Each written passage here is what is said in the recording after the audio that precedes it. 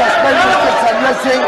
This kind of behavior coming into the hall and disturbing the house is completely against the ethics and rules of the house. And I would urge the chair to take the necessary action against Mr. Sanjay Singh. The government wishes to move a motion for the suspension of Mr. Sanjay Singh for the remainder period of the house. Move your motion.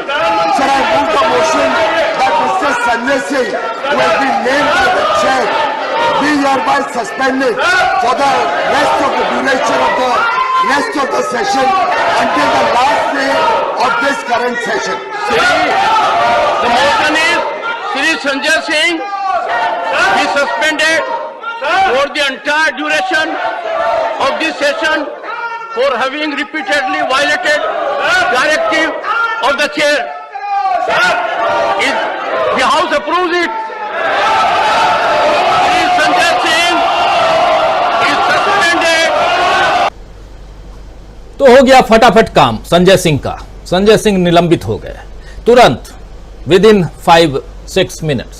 और इसी तरह TMC सांसद Derek O'Brien और जगदीप धनखड़, जिनकी तस्वीर आप देख रहे हैं, सभापति महोदय, इनके बीच भी तीखी बहस देखने को मिली आज। दरअसल धनखड़ साहब ने नियम 176 के तहत मिले कुल 11 नोटिसों को सामने रखते हुए सांसदों और उनसे जुड़े हुए राजनीतिक दलों के नाम पढ़े, जिसमें राजस्थान से लेकर के मणिपुर तक के राज्यों में हिंसा पर अल्पकालिक चर्चा की मांग की गई थी। लेकिन जब उन्होंने विपक्षी दलों के सांसदों के नाम पढ़ना शुरू किए, ये नियम 267 के तहत जो नोटिस प्राप्त हुए थे उसको पढ़ना शुरू किया, तो मल्लिकार्जुन खड़गे का नाम लिया लेकिन कांग्रेस पार्टी का नाम नहीं लिए। जिसके बाद डेरेक ओब्रायन अपनी सीट से खड़े हो गए और सभापति से उन सांसदों की पार्टियों का नाम भी लेने का उन्होंने जिक्र किया। कहा कि भैया आप महोदय आप भी नाम लीजिए, आप पार्टी का नाम भी लीजिए। और इसके बाद जो कुछ हुआ, आइए जरा आप ही खुद देख लीजिए क्या कुछ चल रहा है, सुनिए। Honorable members, I have received 27 notices under Rule 267. 27. Shri Mallikarjun Kharge, Dr. John Bitas, Shri A.D. Singh,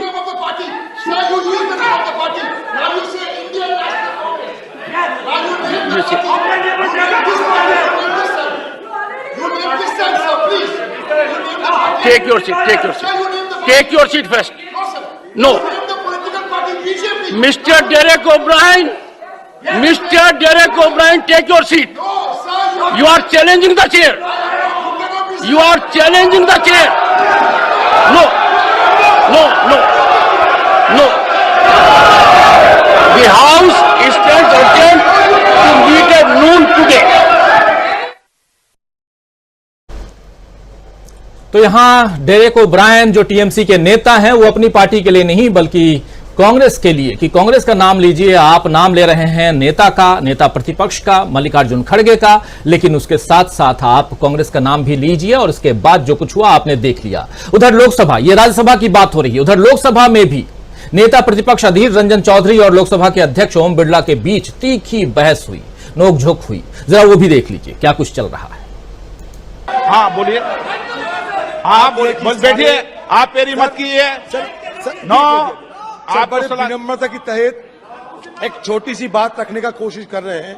शुरू के दिन से ही हम ये बोलते आ रहे हैं कि आज मणिपुर की हालात देखते हुए प्राइम मिनिस्टर सदन में आके एक सुमोटो स्टेटमेंट डालिए। सर आसमान तो एक मिनट बताइए, बैठिए सर, आपकी बात सुनी मैंने, बैठिए। सारा सदन जिस विषय को आपको उठा रहा उस पर चर्चा करने को तैयार है। आप अभी 12 बजे बाद चर्चा शुरू करिए। कौन आकर जवाब देगा ये आप तय करने वाले नहीं है। जो विभाग का मंत्री है वो जवाब देंगे। और माननीय प्रधानमंत्री और सदन के उपनेता ने भीमपुर में ये कहा था कि हम चर्चा करने को तैयार हैं।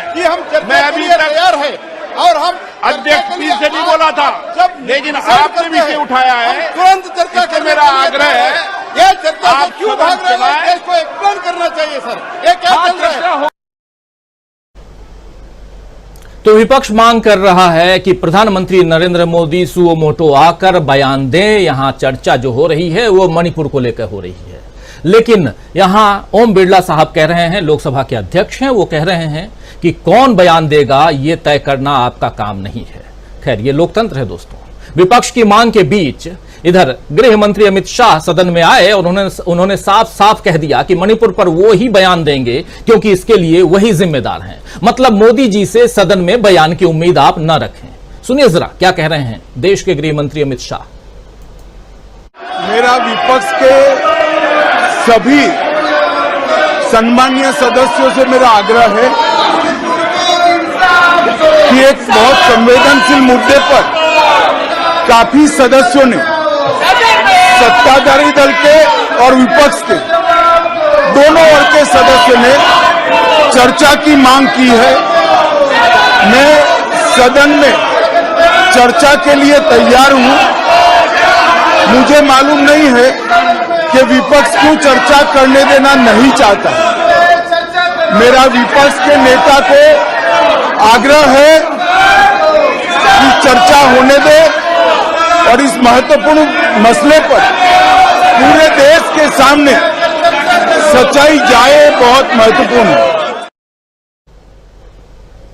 तो नैतिकता और नियमों की दुहाई देने वाली बीजेपी अपने मतलब के लिए नैतिकता को भुला देती है। आज इंडिया यानी विपक्षी गठबंधन के सांसदों ने संसद भवन संसद परिसर में गांधी प्रतिमा के सामने मणिपुर पर चर्चा को लेकर प्रदर्शन भी किया। कांग्रेस अध्यक्ष मल्लिकार्जुन खड़गे ने आज साफ साफ कह दिया है कि मणिपुर पर चर्चा जरूरी है। जब सदन की कार्यवाही समाप्त घोषित कर दी गई, उसके बाद मीडिया से चर्चा करते हुए मल्लिकार्जुन खड़गे ने क्या कुछ कहा, जरा सुन लीजिए। सर, बीजेपी कह रही है कि पूरे देश में जो क्राइम हो रहा है महिलाओं के खिलाफ, उन सब पे भी चर्चा होनी चाहिए। अरे किसी एक स्टेट का मणिपुर से आप कंपेयर करते हो? वहाँ लॉ एंड ऑर्डर नहीं है। 80 दिन से ये चल रहा है, ऐसा कहीं चल रहा है दूसरे जगह? तो ये देखिए, अपनी बात को छिपाने के लिए, अपनी कमजोरी को छुपाने के लिए दूसरों का उदाहरण लेके आप ये बोलना ठीक। वहाँ के लोग एक्शन लेते हैं, आपकी पार्टी है वहाँ पर, बोलो उनके लिए, वो लेंगे। यहाँ पर हमको पूछने का हक है ये पार्लियामेंट में, तो हम पूछ रहे हैं। तो वो कह रहे राजस्थान पे कांग्रेस ने चुप्पी साधी हुई है। राजस्थान अरे में भी इस तरह की घटनाएं हो रही हैं। ये देखो, जहाँ हो रहा है वहाँ के उनके पार्टी को अधिकार है कहने का। यहाँ मणिपुर में इनकी जिम्मेदारी है, इसीलिए हम यहाँ कहते हैं। तो बात मणिपुर की, सवाल राजस्थान के। लेकिन सवाल यह है कि क्या विपक्ष के सवालों का जवाब मोदी सरकार देना चाहती है? क्या किसी विरोध प्रदर्शन का कोई असर मोदी सरकार पर पड़ता है? जब 3 महीने से मणिपुर की भयावह तस्वीरों पर सरकार का दिल नहीं पिघलता, वो कोई हलचल वहां पर नहीं होती, तो विपक्ष के विरोध से ही वो बेपरवाह बनी हुई है। लेकिन अब ये बेपरवाही जनता को चुभने लगी है। इसीलिए देश में अब माहौल मोदी जी और बीजेपी के खिलाफ बनता हुआ दिख रहा है। मेन स्ट्रीम मीडिया भले मोदी सरकार को बचाने की कोशिश कर ले, लेकिन सोशल मीडिया पर अब नजर आ रहा है कि माहौल बदल रहा है। और अब तो कई सर्वे भी आ रहे हैं, मेन स्ट्रीम मीडिया के ही सर्वे आ रहे हैं, जो मोदी सरकार के लिए अलार्म की तरह है। तो आइए दोस्तों, आज न्यूज पॉइंट में चर्चा करेंगे कि क्या मुद्दों से भागकर चुनाव जीत पाएगी बीजेपी। 2024 के चुनाव की बात कर रहा हूं। क्या विपक्ष के आगे बेदम हो गई है मोदी सरकार? सवाल कई हैं, सवालों का जवाब ढूंढते हैं। हमारे साथ कुछ वरिष्ठ साथी जुड़े हुए हैं, उन सबसे आपका परिचय करवाता हूं और आगे बढ़ते हैं। स्क्रीन पर जरा ले आइए हमारे तमाम वरिष्ठ पैनलिस्ट साथियों को। और साथ साथ ये देखिए, हमारे साथ इस वक्त 5 वरिष्ठ साथी जुड़े हुए हैं। प्रोफेसर अखिल स्वामी जी जुड़े हुए हैं हमारे साथ, डॉक्टर प्रकाश हिंदुस्तानी जी जुड़े हुए हैं हमारे साथ, प्रशांत टंडन जी हैं, डॉक्टर दीपक पाचपुर जी, अमलेंदु उपाध्याय जी, आप सबका स्वागत करता हूं। स्वागत, इस्तकबाल आप तमाम दोस्त साथी शुभचिंतक आप सबका जो अब तक जुड़ चुके हैं, जुड़ने वाले हैं, आप सबका। सीधा आना चाहता हूं प्रोफेसर अखिल स्वामी जी आपके पास। बहुत कुछ हलचल तेज है, संसद से लेकर सड़क तक, दिल्ली से लेकर मणिपुर तक, लेकिन उसके बीच में राजस्थान और छत्तीसगढ़ भी आया हुआ है, बंगाल और बिहार भी है।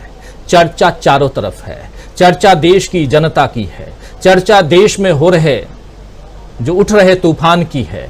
लेकिन संसद के अंदर जिस विषय में चर्चा होनी चाहिए, जो विपक्ष मांग कर रहा है कि प्रधानमंत्री जी आइए और मणिपुर पर बयान दीजिए, सरकार के नुमाइंदे कह रहे हैं कि नहीं, गृह मंत्री जी हैं ना, वो आएंगे, बात करेंगे। इंग्लैंड के संसद में हम लोगों ने देख लिया जो बातें हुई, हमने अमेरिका में भी सुन लिया विदेश मंत्रालय जो कुछ कह रहा है, हम यूरोपियन यूनियन की संसद में भी प्रस्ताव पारित होते हुए देख लिए, हम तमाम दुनिया के अखबारों में, मीडिया में जो बातें चल रही हैं वो भी देख रहे हैं, लेकिन हमारी संसद में इस पर बात नहीं होगी। और कहा यह जा रहा है कि विपक्ष जो है वो चर्चा से भाग रहा है।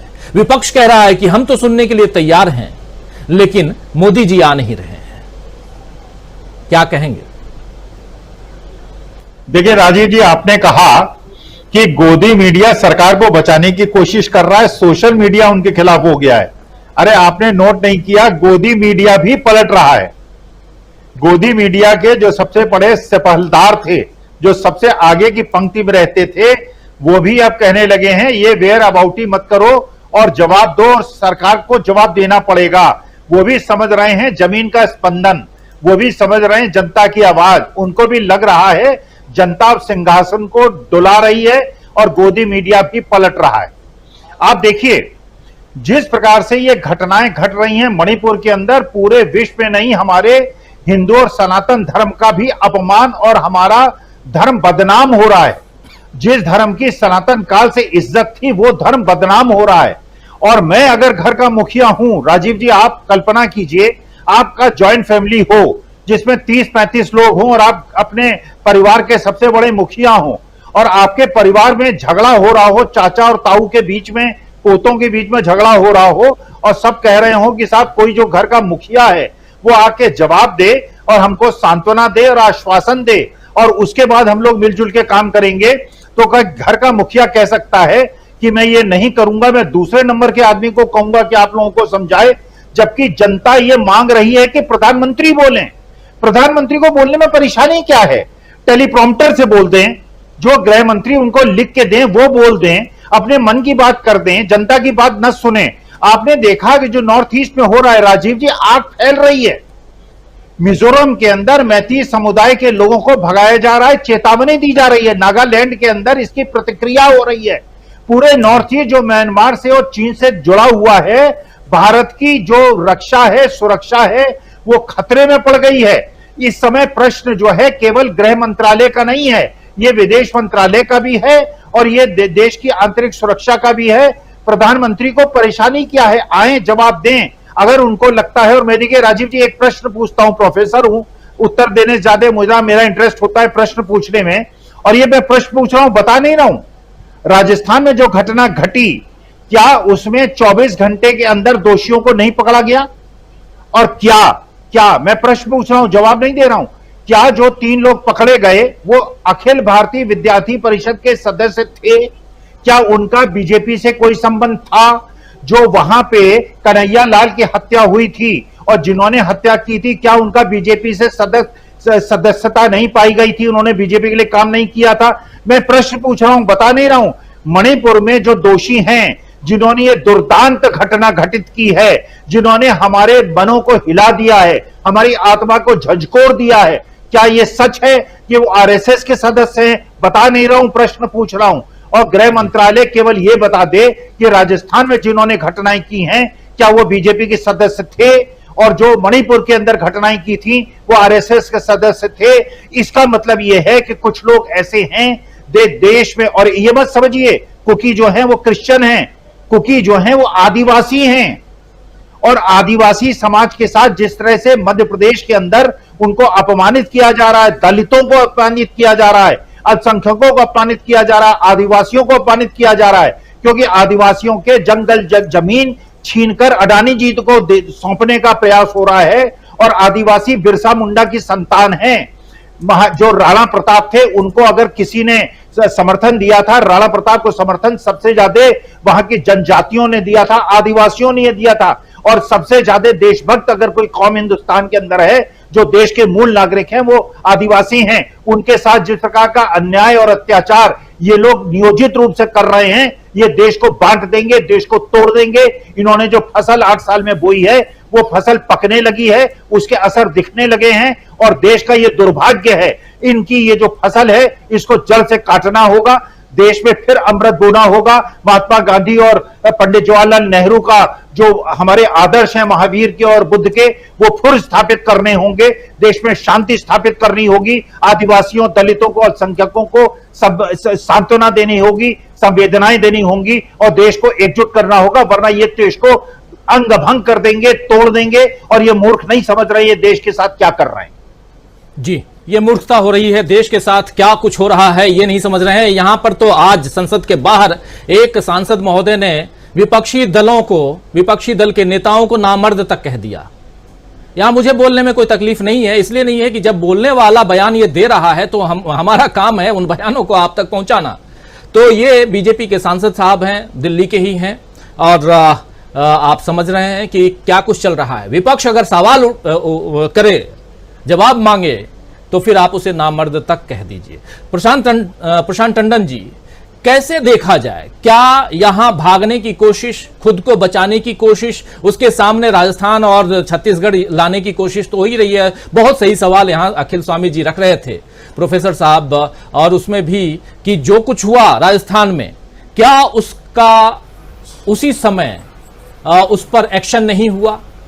अब यहां तो यह बताया जा रहा है कि 6068 FIR जो हैं वो दर्ज हो चुकी हैं।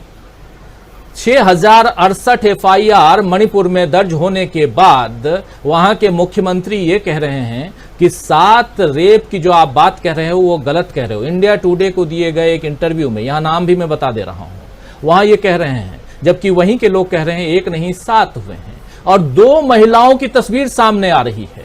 तो फिर आप वो 2 छोड़ दीजिए, 7, 2 तो हैं। तो यहां किसको बरगला रहे हैं? क्या झूठ फैला रहे हैं या हम झूठ फैला रहे हैं? प्रशांत टंडन जी, कोई ना कोई झूठ तो बोल रहा है, समझने की कोशिश करते हैं आपके जरिए। देखिए, सबसे पहला तो एक बड़ा झूठ जो फैलाया जा रहा है कि विपक्ष चर्चा करने को तैयार नहीं है। जरा इसको हम समझ लें, क्योंकि वो पीठासीन अधिकारी के जरिए भी कुछ बातें बाहर आ रही हैं जो कि कंफ्यूजन पैदा कर रही हैं। सरकार की तरफ से, बीजेपी की तरफ से राज्यसभा में जिन सांसदों ने चर्चा का नोटिस दिया है वो शॉर्ट ड्यूरेशन, अल्पकालिक, यानी कोई एक बहुत ही मामूली घटना पे चर्चा जैसे घंटे 2 घंटे की हो जाती है, उस तरीके की चर्चा का नोटिस दिया उन्होंने। विपक्ष ने जिस नियम के तहत नोटिस दिया है वो 267 है, जिसमें सब काम रोककर मणिपुर पर चर्चा की बात है, उसमें वोटिंग भी होती है, सरकार को जवाब भी देना पड़ता है।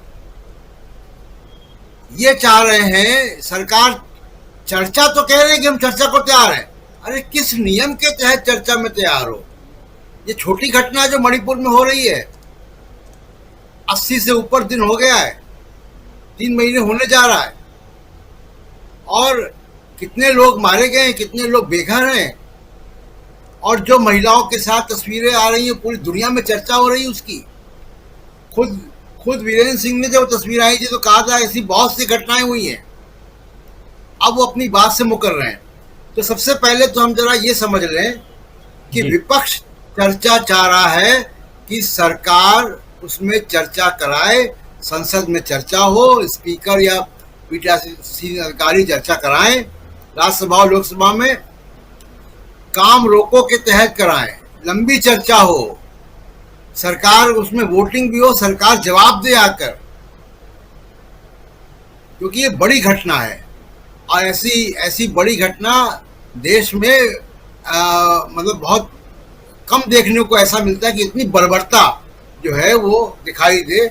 और दूसरी बात ये है कि आपने संजय सिंह को पूरे सत्र के लिए निकाल दिया। वो अपनी पार्टी के नेता हैं सदन में। तो क्या हो रहा है कि बहुत सारी चीजों का राजनीतिकरण हो गया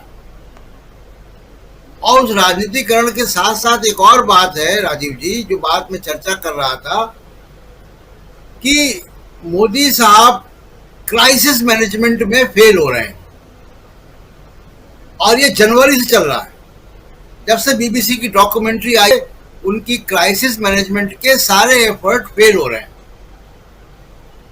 और धीमे धीमे वो क्या हो रहा है उसका असर इनकी पार्टी के अंदर पड़ रहा है। बड़ा दबाव है बीजेपी के अंदर से भी बीरेंद्र सिंह के खिलाफ कुछ काम करने का। आप गौर कीजिए कि जो ट्रोल नुमा मंत्री हैं, उनके अलावा बीजेपी के बड़े नेता इसमें बोल नहीं रहे हैं।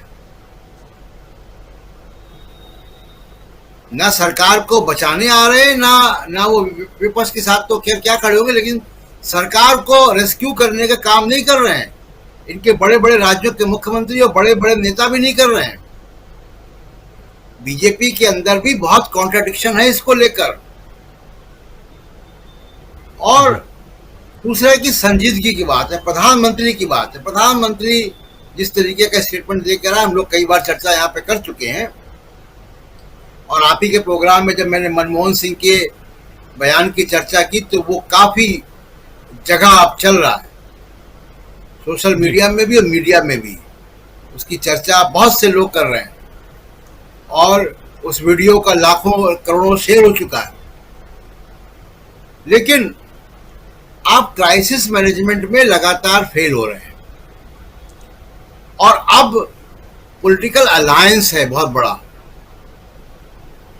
उसके सामने अब आपको पॉलिटिकली वाइज सेंसिटिव होना चाहिए। दूसरी चीज की जो मनमोहन सिंह और उनकी तुलना हो रही है, राजस्थान में तो राजीव जी आप खुद ही बता रहे 2 घंटे के अंदर गिरफ्तारी हो गई थी। चर्चा करें ना, महिलाओं के खिलाफ जो अपराध हो रहे हैं उसकी चर्चा होनी चाहिए। एनसीआरबी डेटा निकालता है, एनसीआरबी के नेशनल क्राइम रिकॉर्ड्स ब्यूरो का डेटा के हिसाब से चर्चा होनी चाहिए, राज्यवार चर्चा होनी चाहिए। ये भी बात होनी चाहिए कि कौन सा राज्य महिलाओं के लिए सेफ है, कौन सा नहीं है। लेकिन मणिपुर में इतनी बड़ी घटना हुई है, वो अलग से चर्चा, अलग से एक्शन, अलग से बयान मांगती है। मनमोहन सिंह जब निर्भया पे बयान देते तो उन्होंने कोई और सरकारों का जिक्र वहां पर नहीं किया था, मैं पहले भी कह चुका हूं। उन्होंने सिर्फ निर्भया पे बात की थी। आप मणिपुर के साथ राजस्थान और मध्य प्रदेश ला रहे हो, जिसकी बहुत पूरे दुनिया में आलोचना हो रही है। पूरे दुनिया में यह कहा जा रहा है कि कितना असंवेदनशील व्यक्ति है ये। तो आप अपनी इमेज की चिंता नहीं है, आप वहां पहुंच गए हो, तो ये तो ना कोई, इसको मैं कहूंगा कि समझदारी भरी राजनीति है, और इंसानी जो तकाजा है उसके हिसाब से तो खैर बहुत नीचे का काम है ही राजीव जी। जी बिल्कुल बिल्कुल, बहुत नीचे का काम। और संसद भवन के अंदर सदन में विपक्ष जो है वो चीख चीख के चिल्ला चिल्ला कर ये कह रहा है कि मणिपुर पर चर्चा करें, मणिपुर पर क्योंकि प्रधानमंत्री नरेंद्र मोदी ने 36 सेकंड में जो अपनी बात रखी है, उन बातों में मणिपुर पे 36 सेकंड, 56 इंच के सीना वाले प्रधानमंत्री नरेंद्र मोदी 36 सेकंड में संसद भवन के बाहर मीडिया के सामने अपनी बात रखते हैं, लेकिन उसमें 2 राज्य जोड़ देते हैं, एक राज्य राजस्थान और दूसरा छत्तीसगढ़। और इसके बाद से डिफेंसिव मोड में बीजेपी आती है, और आप मणिपुर का म बोलिए वो राजस्थान का र बोलने लगती है, फिर मणिपुर का म बोलिए वो छत्तीसगढ़ का छ बोलने लगती है। हालांकि 1 महीने के अंदर कल तीसरी बार छत्तीसगढ़ फिर से गृह मंत्री अमित शाह जा रहे हैं। समझ सकते हैं, चुनाव है वहां पे। हमारे साथ 2 वरिष्ठ साथी और जुड़ गए हैं, रिटायर्ड आईपीएस ऑफिसर हैं, हमारे साथ लगातार बने रहते हैं, आप सब परिचित हैं विजय शंकर सिंह जी से। विजय जी आपका स्वागत करता हूं सिंह साहब, और स्वागत करता हूं हमारे साथी, वरिष्ठ साथी सुनील शुक्ला जी, वरिष्ठ पत्रकार हैं। सुनील जी आपका भी स्वागत है, और एक बार फिर से आप तमाम साथी जो जुड़ चुके हैं उनका आप सबका स्वागत करता हूं। डॉक्टर प्रकाश हिंदुस्तानी जी, मध्य प्रदेश बगल में ही है, और मध्य प्रदेश में भी ये सब गूंज तो जा ही रही होगी ना जो सदन में चल रहा है, और एक नैरेटिव सेट करने की कोशिश हो रही है। क्या लगता है आपको, ये नैरेटिव सेट हो जाएगा या हो रहा है कि विपक्ष चर्चा से भाग रहा है? एक सबसे बड़ी बात है, और ये हमेशा ऐसा हुआ है कि आरोप सत्ता पक्ष के ऊपर है, लेकिन उसको विपक्ष के ऊपर बहुत चतुराई से मढ़ दिया जाता है। क्या अभी भी ऐसा लगता है कि मणिपुर पे सत्ता पक्ष अपनी बातों को, अपने दोष को उधर यानी कि विपक्ष की तरफ करने में कामयाब साबित होगा? क्या इस देश में यह नैरेटिव सेट हो पाएगा कि नहीं जी, मणिपुर तो कुछ भी नहीं है, राजस्थान में बहुत बड़ी घटना हो चुकी है, छत्तीसगढ़ में भी ऐसी घटनाएं हो चुकी हैं, बिहार में भी ऐसी घटनाएं हो चुकी हैं, और मध्य प्रदेश और वेस्ट बंगाल में भी ऐसा ही है। उन राज्यों में जहां पर बीजेपी की सरकार नहीं है, वहां का हाल बहुत बुरा है। और देखिए, विपक्ष वाले फालतू का चिल्ला रहे हैं मणिपुर को लेकर के। ये नैरेटिव सेट होते देख रहे हैं आप? इसलिए पूछ रहा हूं क्योंकि मध्य प्रदेश में चुनाव है। ये नैरेटिव सेट नहीं हो पाएगा, क्योंकि जिस मुद्दे पर अमेरिका की संसद में बहस हो सकती है, जिस मुद्दे पर फ्रांस में संसद में बहस हो सकती है, जिसमें ब्रिटेन में संसद में बहस हो सकती है, उस मुद्दे पर भारत में चर्चा नहीं हो रही। और प्रधानमंत्री जी कहते हैं कि सदन के बाहर वो बोल देते हैं, लेकिन सदन में बोलने से वो डर रहे हैं। तो इससे शर्मनाक बात क्या होगी? और क्या प्रधानमंत्री इस देश की सभी चीजों के लिए जिम्मेदार नहीं है?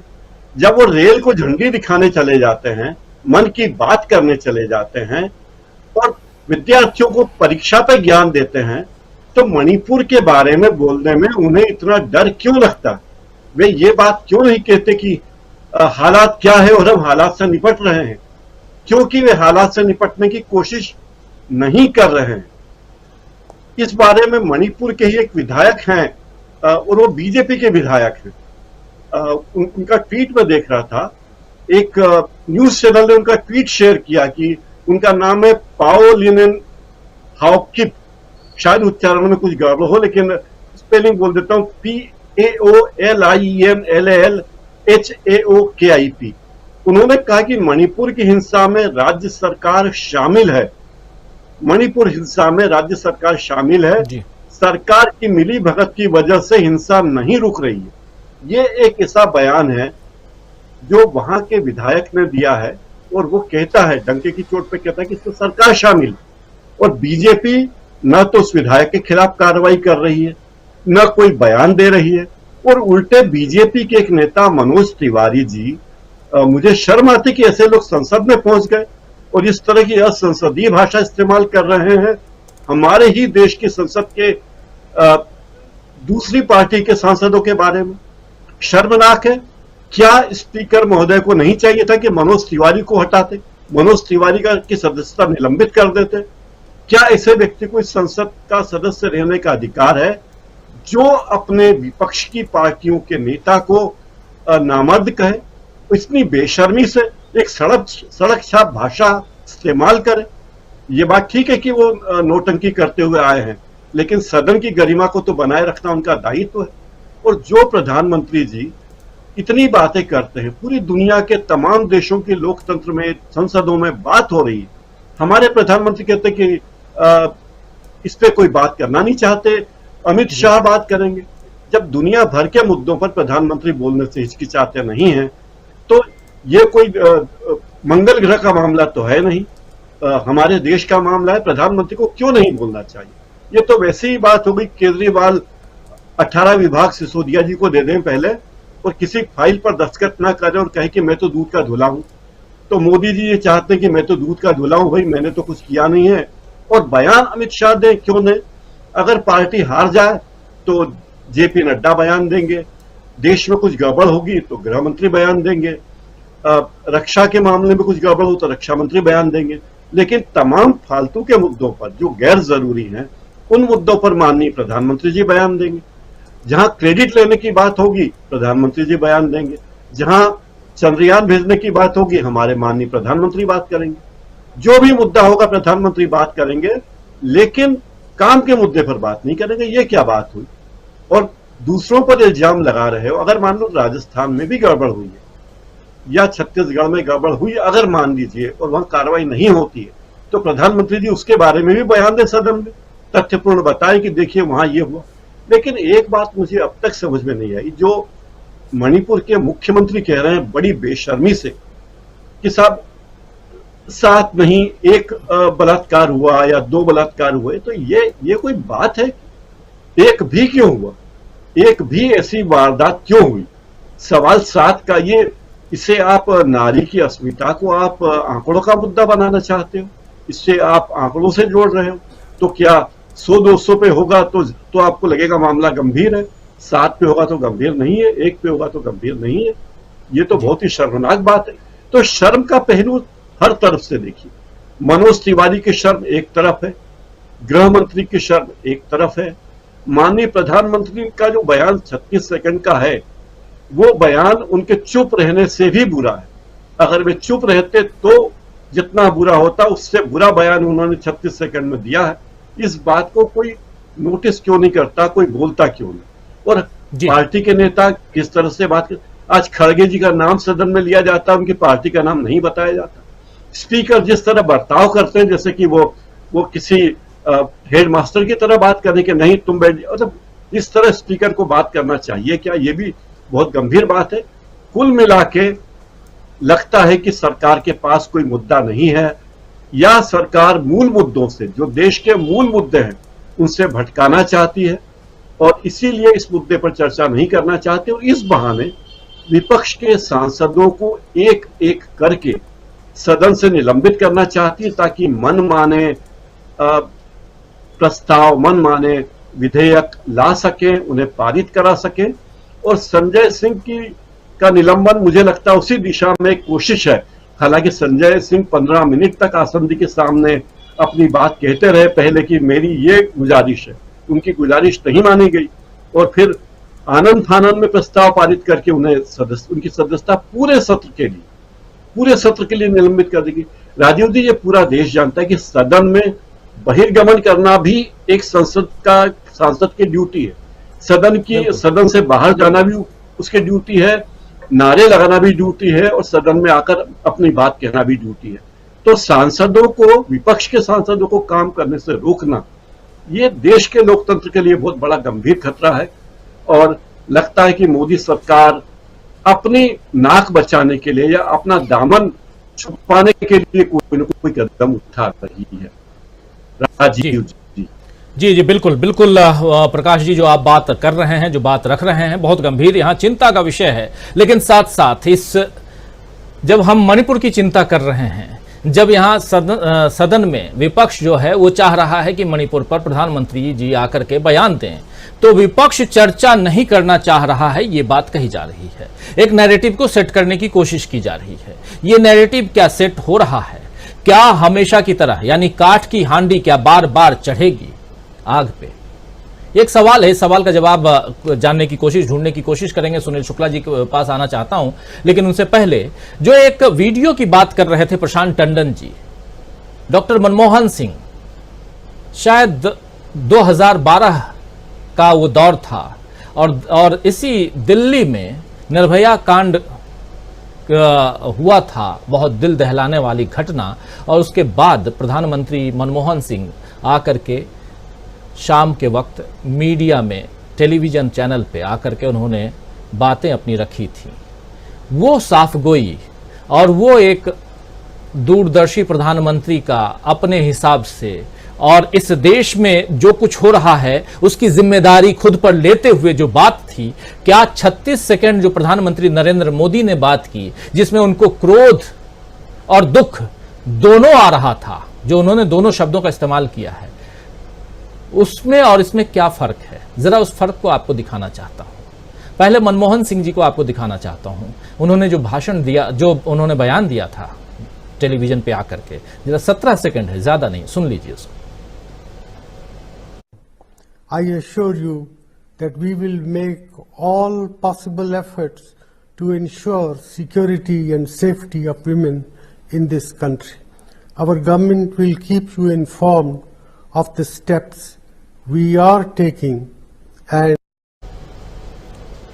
तो ये देश की जनता को संबोधित कर रहे हैं, देश की जनता को कह रहे हैं कि मैं आप लोगों को ये भरोसा दिलाना चाह रहा हूं, भरोसा दिला रहा हूं कि सिक्योरिटी के और इस देश की सुरक्षा के, आपकी सुरक्षा के लिए जो कुछ भी होगा वो हम करेंगे। एक भरोसा दिलाने वाली बात है, एक अपील है जनता के लिए। और प्रधानमंत्री नरेंद्र मोदी भी अपील कर रहे हैं, लेकिन वो किस ढंग की अपील कर रहे हैं आप सब सुन चुके हैं। आप लोग ही कहते हैं कि मत सुनाया कीजिए, इसलिए नहीं सुना रहा हूं। यहां पे आना चाहता हूं सीधा सुनील शुक्ला जी आपके पास। क्या नैरेटिव सेट हो गया है सुनील शुक्ला जी कि विपक्ष जो है वो चर्चा से भाग रहा है और सत्ता पक्ष चर्चा करना चाह रही है, और विपक्ष इस देश को सुचारू रूप से चलाने में सत्ता पक्ष का मदद नहीं कर रहा है? धन्यवाद राजीव जी। यह नैरेटिव सेट नहीं हो सकता। सेट इसलिए नहीं हो सकता है कि यह जो मुद्दा है यह बहुत गंभीर है और सरकार से विपक्ष की मांग उतना महत्वपूर्ण नहीं है जितना महत्वपूर्ण बात है कि प्रधानमंत्री को अब स्वतः संज्ञान लेकर के सदन में बयान देना चाहिए। अब तक इस तरह के किसी भी मसले पर पूर्ववर्ती सरकारें आगे आकर के प्रधानमंत्री ने संसद में बयान दिया है। सवाल ये नहीं है कि विपक्ष मांग क्या कर रहा है, सवाल ये भी नहीं है कि किन नियमों और उपनियमों की चर्चा सरकार कर रही है। सरकार को खुद करना चाहिए आकर के कि मणिपुर की घटना के बारे में एक गंभीर मसला है, जिस तरीके से संज्ञान लिया सुप्रीम कोर्ट में उस तरह से संज्ञान सरकार को लेना चाहिए। सुप्रीम कोर्ट में किसी ने रिट पिटीशन दाखिल नहीं की थी, लेकिन सर्वोच्च न्यायालय ने इस गंभीर विषय पर अपनी जिम्मेदारी को महसूस किया और स्वतः संज्ञान लेकर के उन्होंने सरकार को बुला करके अपनी बात कही। सरकार या नियमों उपनियमों की कौन सी बात होती है, ये तो प्रश्न ही नहीं पैदा होना चाहिए था। क्या देश इस बात पर विचार करने के लिए तैयार है कि किस नियम के तहत इस पर चर्चा होगी? सरकार किन नियमों के तहत इस पर अपनी सफाई पेश करेगी? सरकार किन नियमों के तहत तथ्य रखेगी देश के सामने? प्रश्न यह है कि अगर दुनिया के तमाम महत्वपूर्ण देश, यूरोपियन यूनियन और अन्य देश के संसद में इस मुद्दे पर बहस हो रही है, तो इसका जवाब कौन देगा? प्रधानमंत्री, दुनिया में इस देश का प्रतिनिधित्व कौन करता है? प्रधानमंत्री जी करते हैं, राष्ट्रपति जी करते हैं। अगर दुनिया के पैमाने पर देश का प्रतिनिधित्व आप करते हैं तो आपको बयान देना, प्रधानमंत्री जी को बयान देना चाहिए। और प्रधानमंत्री जी का बयान देने का मतलब होता है देश को आप विश्वास में लेते हैं, देश को आप आश्वस्त करते हैं, नागरिकों में सुरक्षा का भाव पैदा करते हैं। केवल सवाल किसी कार्रवाई का नहीं है, किसी प्रोसीडिंग का मामला नहीं है। सवाल है कि एक इतना बड़ा मुद्दा हो गया है ये कि एक राज्य की घटनाक्रम जो लंबे समय से चला आ रहा है, उस घटनाक्रम का उस राज्य से जो कि सीमावर्ती राज्य है उस पर असर पड़ रहा है। वहां के तमाम लोगों को खाली करा करके जहां से दूसरे राज्यों में भेजा जा रहा है।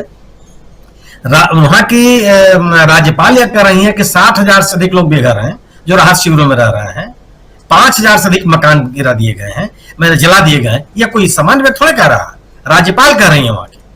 और इसके बावजूद भी अगर आप ये हो कि इस बात पे सरकार बहस करे कि प्रधानमंत्री जी किन नियमों के तहत जवाब देंगे या नहीं देंगे, किन नियमों के तहत सरकार बहस करेगी कि नहीं करेगी, ये प्रश्न ही नहीं है।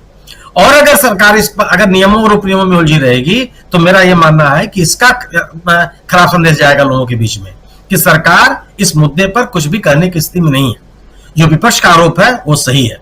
जिस तरह की बातें कही जा रही हैं उस पर सरकार घिरी हुई है।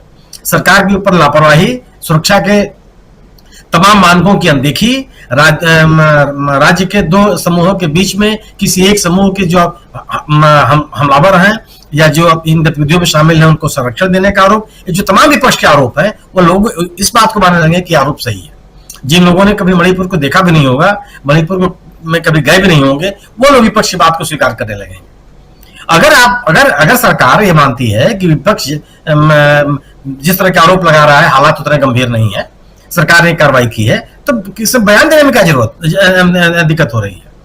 प्रधानमंत्री जी क्यों नहीं बयान दे रहे हैं? ये ऐसा कैसे विषय हो सकता है कि अपनी संसद में आप बोलने की स्थिति में नहीं है? आप इनके समर्थक लोग तो कहते हैं कि जब ये यूएस के कांग्रेस में भाषण करते हैं तो पता नहीं कितनी बार तालियां बजती हैं, तो आप वो ताली क्यों अपनी संसद में क्यों नहीं बजवा लेते हैं? आप तो अच्छे ऑरेटर भी हैं, कोई ऐसा भी नहीं कि आपके पास कोई भाषा का संकट हो, बढ़िया बोलते भी हैं। और इतना बड़ा मुद्दा है ये तो कहीं से भी इस पर यह बहस होनी नहीं चाहिए थी कि किन नियमों के तहत चर्चा हो। चर्चा से पहले सरकार को खुद आकर के बयान देना चाहिए था। प्रधानमंत्री जी ने संसद के बाहर बयान दिया। वो 2 राज्य नहीं, वो 20 राज्यों का नाम ले सकते हैं, देश के प्रधानमंत्री हैं, बशर्ते कि उस तरह घटनाएं राज्यों में हुई हो। क्या जिस तरह की घटना मणिपुर में हुई है वह उन राज्यों में भी हुई है जिन राज्यों का उल्लेख प्रधानमंत्री जी ने किया? क्या छत्तीसगढ़ में इस तरह घटना हुई है? क्या राजस्थान में इस तरह की घटना हुई है? क्या इस तरह की घटनाओं को लेकर के सरकार ने अकर्मण्यता, दोनों सरकारों ने अकर्मण्यता प्रदर्शित की है? क्या वहां पे गृह युद्ध की स्थिति है? क्या दो समूहों में झगड़े हो रहे हैं? जिन घटनाओं की चर्चा की जा रही है, क्या उनको आरोपियों को गिरफ्तार नहीं किया गया तत्काल? सरकार के ऊपर जो जिम्मेदारी बनती है उस जिम्मेदारी का निर्वहन नहीं हुआ। किसी भी हिंसा के साथ नहीं खड़ा हुआ जा सकता, किसी भी हिंसा का समर्थन नहीं किया जा सकता, लेकिन दो अलग अलग हिंसाओं की तुलना करके एक की गंभीरता की जो कोशिश हो रही है उसके साथ भी नहीं खड़ा हुआ जा सकता। और इस तरह की जो कोई भी कोशिश है वो देश हित में नहीं है। लोगों के बीच में जो सुरक्षा के भाव हैं वह और गंभीर बनते चले जाएंगे। अगर यूएस के प्रवक्ता, सरकारी प्रवक्ता कहते हैं कि बहुत गंभीर घटना है मणिपुर की, तो आप इसकी जवाबदेही भारत सरकार की नहीं है। और भारत सरकार के का प्रतिनिधित्व दुनिया के पैमाने पर कौन करेगा? आप क्यों इस बात की बहस हो रही है? अगर आप ये कहते हैं कि आप और ये तथ्य भी है, तमाम सर्वेक्षण बताते हैं कि माननीय प्रधानमंत्री जी इस देश के सर्वाधिक चर्चित लोकप्रिय नेता है, तो ऐसे व्यक्ति को तो खुद आगे बढ़ के ये बात करनी चाहिए थी। क्या यह अतीत इस बात का गवाह नहीं है कि जब भी संकट की स्थिति हुई तो देश के मूर्धन्य नेताओं ने आगे पहल की? क्या जब 1996 में इसी मणिपुर में हिंसा की स्थितियां पैदा हुई थी तो क्या नरसिम्हा राव जी ने हस्तक्षेप नहीं किया था? क्या उस समय की सरकार ने वहां की राज्य सरकार को बर्खास्त नहीं किया था? कांग्रेस की सरकार थी और कांग्रेस ने अपनी पार्टी की सरकार को बर्खास्त किया, सर्वदलीय बैठकें बुलाई और पूरी कोशिश करके उस हिंसा को नियंत्रित किया।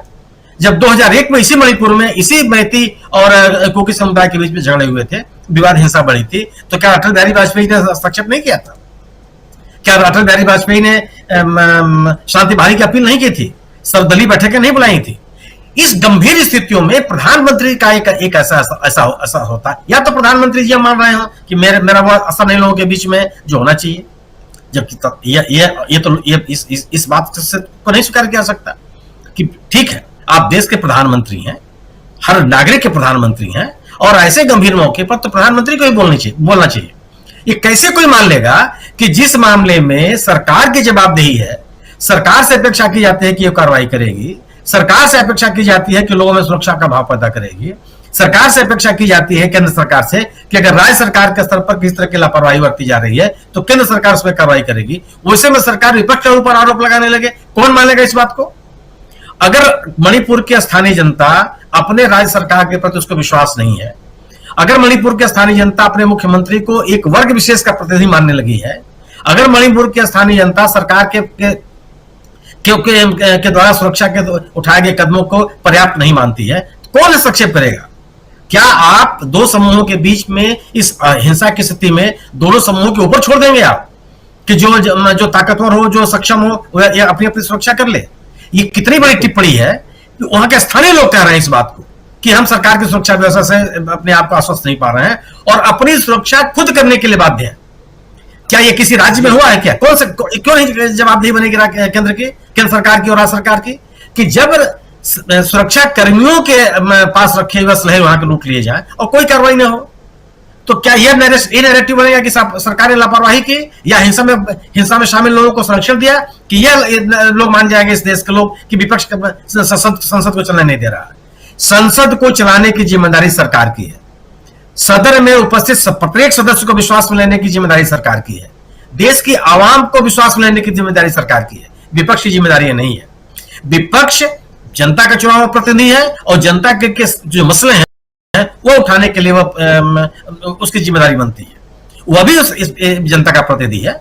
अगर वो जनता के प्रतिनिधि के रूप में बात उठा रहे तो सरकार जवाब क्यों नहीं देगी? ये कतई ये नरेशन नहीं बन सकता। और जो सरकार के ऊपर आरोप लग रहे हैं यह दिन प्रतिदिन और गंभीर होते जाएंगे यदि सरकार गंभीरतापूर्वक आकर के लोगों के समक्ष संसद के माध्यम से अपने देश को आश्वस्त नहीं करती, अपने देश के नागरिकों को आश्वस्त नहीं करती। दुनिया के पैमाने पर अभी क्या स्थिति बन गई है? ये कोई छोटा मोटा सवाल है क्या? जी बिल्कुल सही कह रहे हैं, बिल्कुल सही कह रहे हैं। बहुत सारे सवाल और उसमें खासकर दुनिया में अलग अलग दुनिया के पार्लियामेंट में और वहाँ के अलग अलग डिपार्टमेंट्स में लोगों के जरिए, अखबार के जरिए ये मणिपुर की चर्चा अगर हो रही है तो फिर हमारे देश में चर्चा क्यों नहीं होनी चाहिए? सवाल तो यही पूछा जा रहा है, देश की जनता भी पूछेगी, जनता के प्रतिनिधि जो संसद में हैं वो भी पूछेंगे और यही तो यहाँ पूछा जा रहा है। लेकिन क्या इससे क्यों भाग रही है मोदी सरकार? ये सवाल भी है। आखिर मणिपुर पर चर्चा के लिए तैयार गृह मंत्री हैं, लेकिन 267 में चर्चा कराया जाए कि और किसी दूसरे उससे कराया जाए? क्या चर्चा में प्रधानमंत्री नरेंद्र मोदी को शामिल होना चाहिए? क्या प्रधानमंत्री नरेंद्र मोदी को बयान देना चाहिए? बहुत सारे सवाल हैं। इन सवालों का जवाब ढूंढने की कोशिश हम कर रहे हैं। आना चाहता हूं डॉक्टर दीपक पाचपोर जी आपके पास। दीपक जी, आखिर भाग क्यों रही है सरकार? एक तरह से ब्लॉकिंग कर देती है अपनी पूरी की पूरी जो आर्मी है। संसद के अंदर उनके अपने जो सदस्य हैं वो इस तरीके से वो गदर मचा देते हैं कि बात जो है वो आगे बढ़ नहीं पाती, और वो ये साबित करने लगते हैं कि देखिए अराजकता फैला रहे हैं सांसदगण। आप ये ख्याल कि आप संजय सिंह को हटाया गया है, उनको निलंबित कर दिया गया है, अब ये कोई बहुत बड़ी बात नहीं रह जाएगी। मुझे लगता है जितने हमारे मुखर प्रमुख जो सांसद हैं, चाहे वो मनोज झा जी हो, चाहे वो महुआ मोइत्रा जैसे लोग हों, जो भी सरकार पर गंभीर आक्रमण करते हैं सोच समझकर आंकड़ों के साथ, तथ्यों के साथ, वे सारे के सारे इस गिलोटिन के नीचे आते रहेंगे। सबकी गर्दनें मुझे लगता है कि संसद से कटती रहेगी। अब सबसे बड़ी चिंता की बात यह है कि जनता की ओर से बात करने वाला कौन रह जाएगा। सरकार का तरीका यही है कि बात ना होने दो। देखिए अभी ये जो इस मुद्दे पर अगर मैं आऊं, पर्टिकुलर जो अभी मणिपुर वाला मामला है, तो आप जो है वो कंपैरिजन करते हैं कि अन्य राज्यों में भी ऐसा ऐसा हुआ है। ठीक है, अगर आप तुलना करते हैं तो पूर्ववर्ती जो हमारे प्रधानमंत्री हैं उन्होंने किस तरीके से आके महत्वपूर्ण मुद्दों पर जवाब दिए थे, इसके बारे में भी आप उस परिपाटी का पालन कीजिए। किस तरीके से हमारी संसदीय परंपरा नहीं है।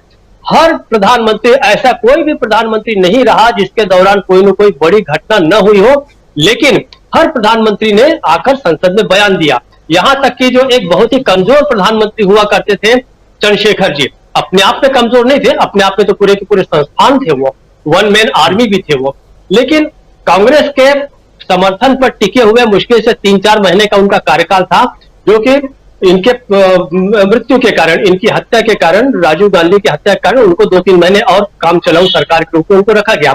उनके कार्यकाल के दौरान 2 महत्वपूर्ण बातें हुई। पहली बात हुई थी कि इराक जाने वाले जो एरोप्लेन थे, फाइटर एरोप्लेन थे यूएस के, उनको बंबई में रातों रात उतर के आधी रात को जो है उसमें फ्यूल भरा गया, और ये जो है ये भारत की जो गुटनिरपेक्ष नीति के खिलाफ था। इसके बारे में कहीं पर कोई बात नहीं हुई। केवल राजीव गांधी ने उस समय एक सवाल पूछा। ये फरवरी 1991 की बात है राजीव जी। आधी रात को फ्यूल भरा गया। वॉर प्लेन्स को किसी भी तरीके की मदद करना और उसके भारत के किसी भी एयरपोर्ट पर उतारना जो था हमारी नीति के खिलाफ था। लेकिन चंद्रशेखर ने अपनी ओर से पूरे देश के नाम बयान दिया कि किन परिस्थितियों में जो यूएस प्लेन्स थे उनको क्यों फ्यूल दिया गया। दूसरी घटना, ग्रीस के पास लगभग 91 टन सोना जो है भारत को गिरवी रखना पड़ा था, क्योंकि उस समय हालत ऐसी हो चुकी थी। इसके बारे में भी चाहते तो बहुत आराम से वो कह सकते थे कि ना तो कोई सोना कहीं भेजा गया है और न तो भेजा जा रहा है और न कभी भेजा जाएगा। अभी की स्टाइल में जो नया भारतीय लोकतंत्र का जो नया मैनरिज्म जिसको हम कह सकते हैं, नया जो स्टाइल है, लेकिन उन्होंने साफगोई से बताया कि हाँ हमने इन कारणों से रखा क्योंकि हमारी जो आर्थिक स्थिति थी उसमें ऐसा ऐसा था, और उन्होंने प्लान भी बताया। आज भी आप आर्काइव में जा सकते हैं और इन दोनों घटनाओं की जानकारी ले सकते हैं। चंद्रशेखर जैसे व्यक्ति ने जो बहुत ही कम समय पे रहे, उनके समय पे दोनों महत्वपूर्ण घटनाएं हुई, लेकिन उन्होंने जानते थे वो कि उनकी जनता के प्रति जवाबदेही है और उन्होंने दिया। तो ये इन परिपाटियों का भी फिर आप पालन कीजिए, ये नहीं हो रहा है। दूसरी तरफ ये हो रहा है कि उनकी देखिए जो ट्रोल आर्मी है सोशल मीडिया पे, आप ध्यान से देखिए राजू जी, वो फिर से एक्टिव हो रही है। उसका कारण ये है कि वो जान रहे हैं कि बहुत जगह पे स्थिति बहुत खराब हो रही है।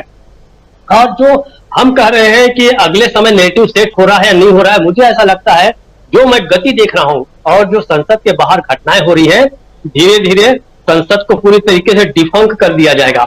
इतनी अराजकता फैला दी जाएगी कि ऐसा लगेगा कि भाई सरकार तो करना चाहती है, काम करना चाहती है। राजनाथ सिंह ने बयान दिया कि हम चर्चा करना चाहते हैं लेकिन ये भागना चाहते हैं। रविशंकर प्रसाद जी ने संसद के बाहर कहा कि ये पता नहीं कांग्रेस का क्या मामला रहता है, मामला उठाती है उसके बाद भाग जाती है। तो एक तरह से ऐसा वातावरण बनाया जाता है कि हम तो चर्चा करना चाहते हैं लेकिन जो चर्चा है वो विपक्षी नहीं करना चाहता, उसको एक तरह से अगंभीर किस्म का प्रेजेंट करने की बात की जा रही है।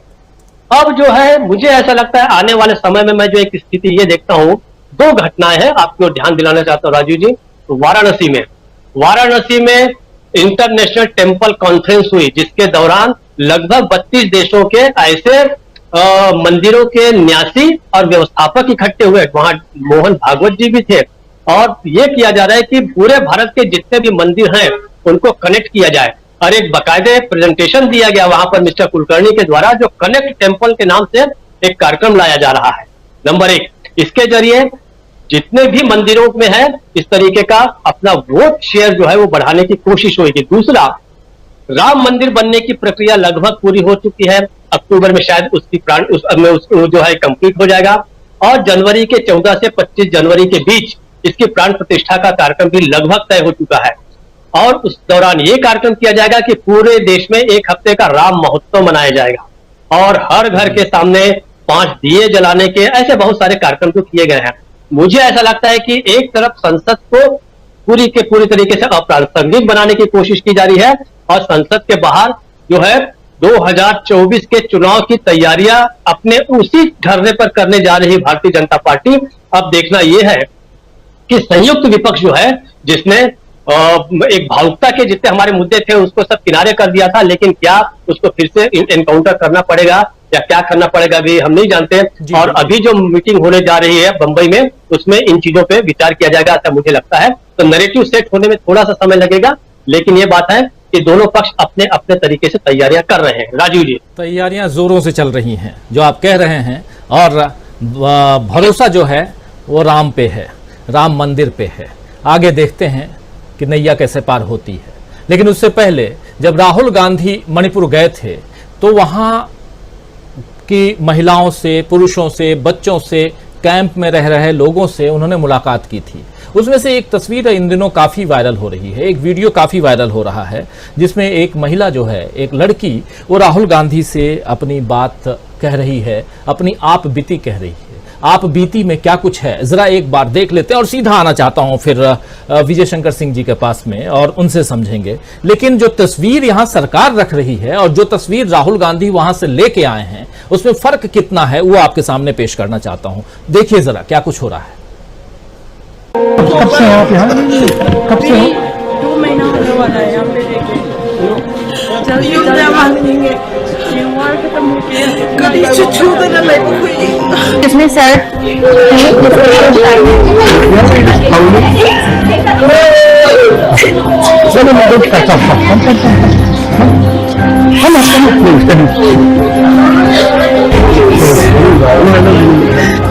The mayor tried to defend our village, but we have no arms, no guns, nothing to protect us. We witnessed them burning our house with our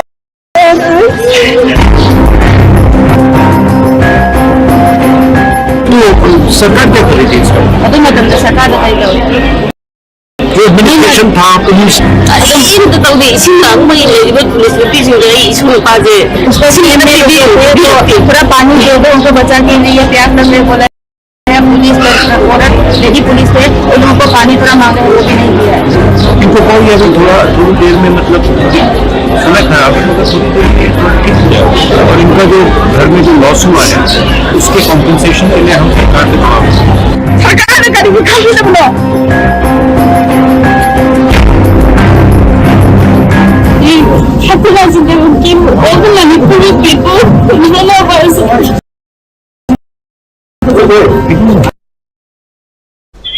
होगा जितनी महिलाएं हैं अपनी बात रखते रखते रो रही हैं, बिलख रही हैं, परेशान हैं। सिंह साहब, यहाँ की एक तस्वीर ये अलग है, और इन तस्वीरों से इतर अगर सदन की तस्वीर हम देखें, संसद भवन के बाहर या संसद भवन के अंदर की तस्वीर देखें तो कुछ और है। और यहाँ 36 सेकंड में सब कुछ प्रधानमंत्री जी लीपा पोती कर देते हैं। क्या कहेंगे आप? मैं ये कहूंगा कि प्रधानमंत्री जी देश के प्रधानमंत्री हैं और इस नाते वो सदन के नेता भी। सदन के नेता का यह दायित्व है कि वो नेतृत्व करके आगे आए और सबको ये बताएं कि मणिपुर में हुआ क्या था। मणिपुर में जिस तारीख की घटना है उस तरह की घटना यदि मैं समझता हूं किसी अन्य प्रदेश में हुई होती, अब तक पुलिस हेडक्वार्टर हिल गया होता, तत्काल कार्रवाई हुई होती, अधिकारियों को सस्पेंड किया गया होता, जांचें शुरू हो गई होती। लेकिन ऐसा कुछ भी नहीं हुआ।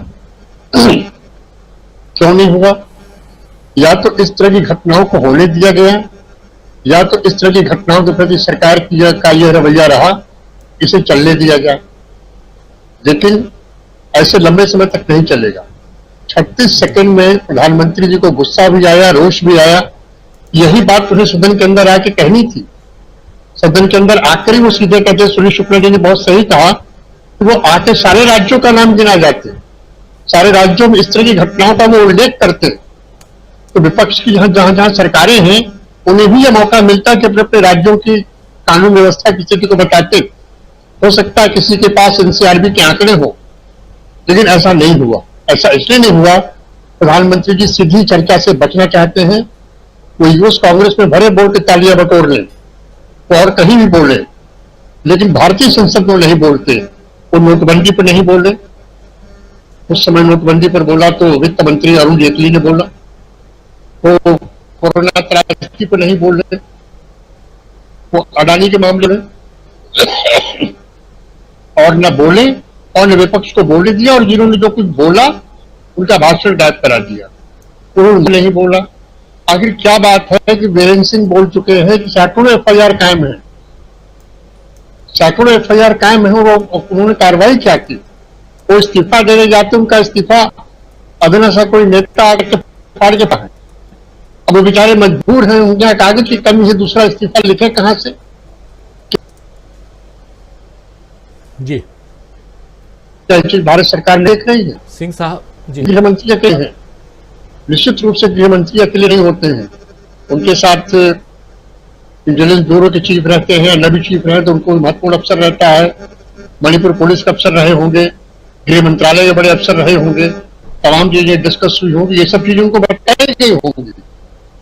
तो क्या अमित शाह जी ने आकर प्रधानमंत्री जी को ब्रीफ नहीं किया? ये सब चीजें, ये सब नहीं बताई? अजीब स्थिति लगती है। 7 साल पुराना कश्मीर का भयावह पलायन उन्हें एक फिल्म के जरिए पता लगता है, तो मणिपुर कैसे पता लग सकता है? सीधी सी बात है, ये एक तरह का गुजरात मॉडल की रेप्लिका है, दोबारा है, ये वही तरीका है। लंबे समय तक आंख मूंदे रहो ताकि जमीन पर जो कुछ हो रहा है होने दिया जाए। प्रधानमंत्री आके राजधर्म बता रहे हैं, उस राजधर्म का मखौल उड़ाओ। आप वो वीडियो देख सकते हैं जिसमें प्रधानमंत्री उन्हें राजधर्म बता रहे हैं, अटल जी, उसमें उनकी क्या भाव थी, और आज मणिपुर को कुछ बोल नहीं रहे। ये मुझे तो ये लगता है कि ये एक लॉन्ग टर्म प्लानिंग है, एक अराजकता फैलाने की। और मैं अभी इस बात से भी सहमत हूं कि एक ऐसी स्थिति सदन में ला दीजिए कि एक एक करके विपक्षी सांसद वेल में आए, अपनी बात कहें, और जरा जरा से मामले पर उन्हें यहां से बाहर कर दिया जाए। संजय सिंह ने क्या कहा? संजय सिंह ने जो कहा उसके लिए आप आज खैर के लिए उनको निकाल सकते थे, पूरे सदन के लिए। ये सिर्फ इसलिए है कि जो दिल्ली का बिल है उसी बहाने पास हो, उस बहाने और भी कंट्रोवर्शियल बिल पास हो। अब यूसीसी की चर्चा नहीं होती, उनको समझ में आ गया कि यूसीसी की चर्चा करना उनके लिए घातक। लेकिन जिस तरह का नैरेटिव बनाने की कोशिश की जा रही है, वो नैरेटिव बिल्कुल बनने वाला नहीं है।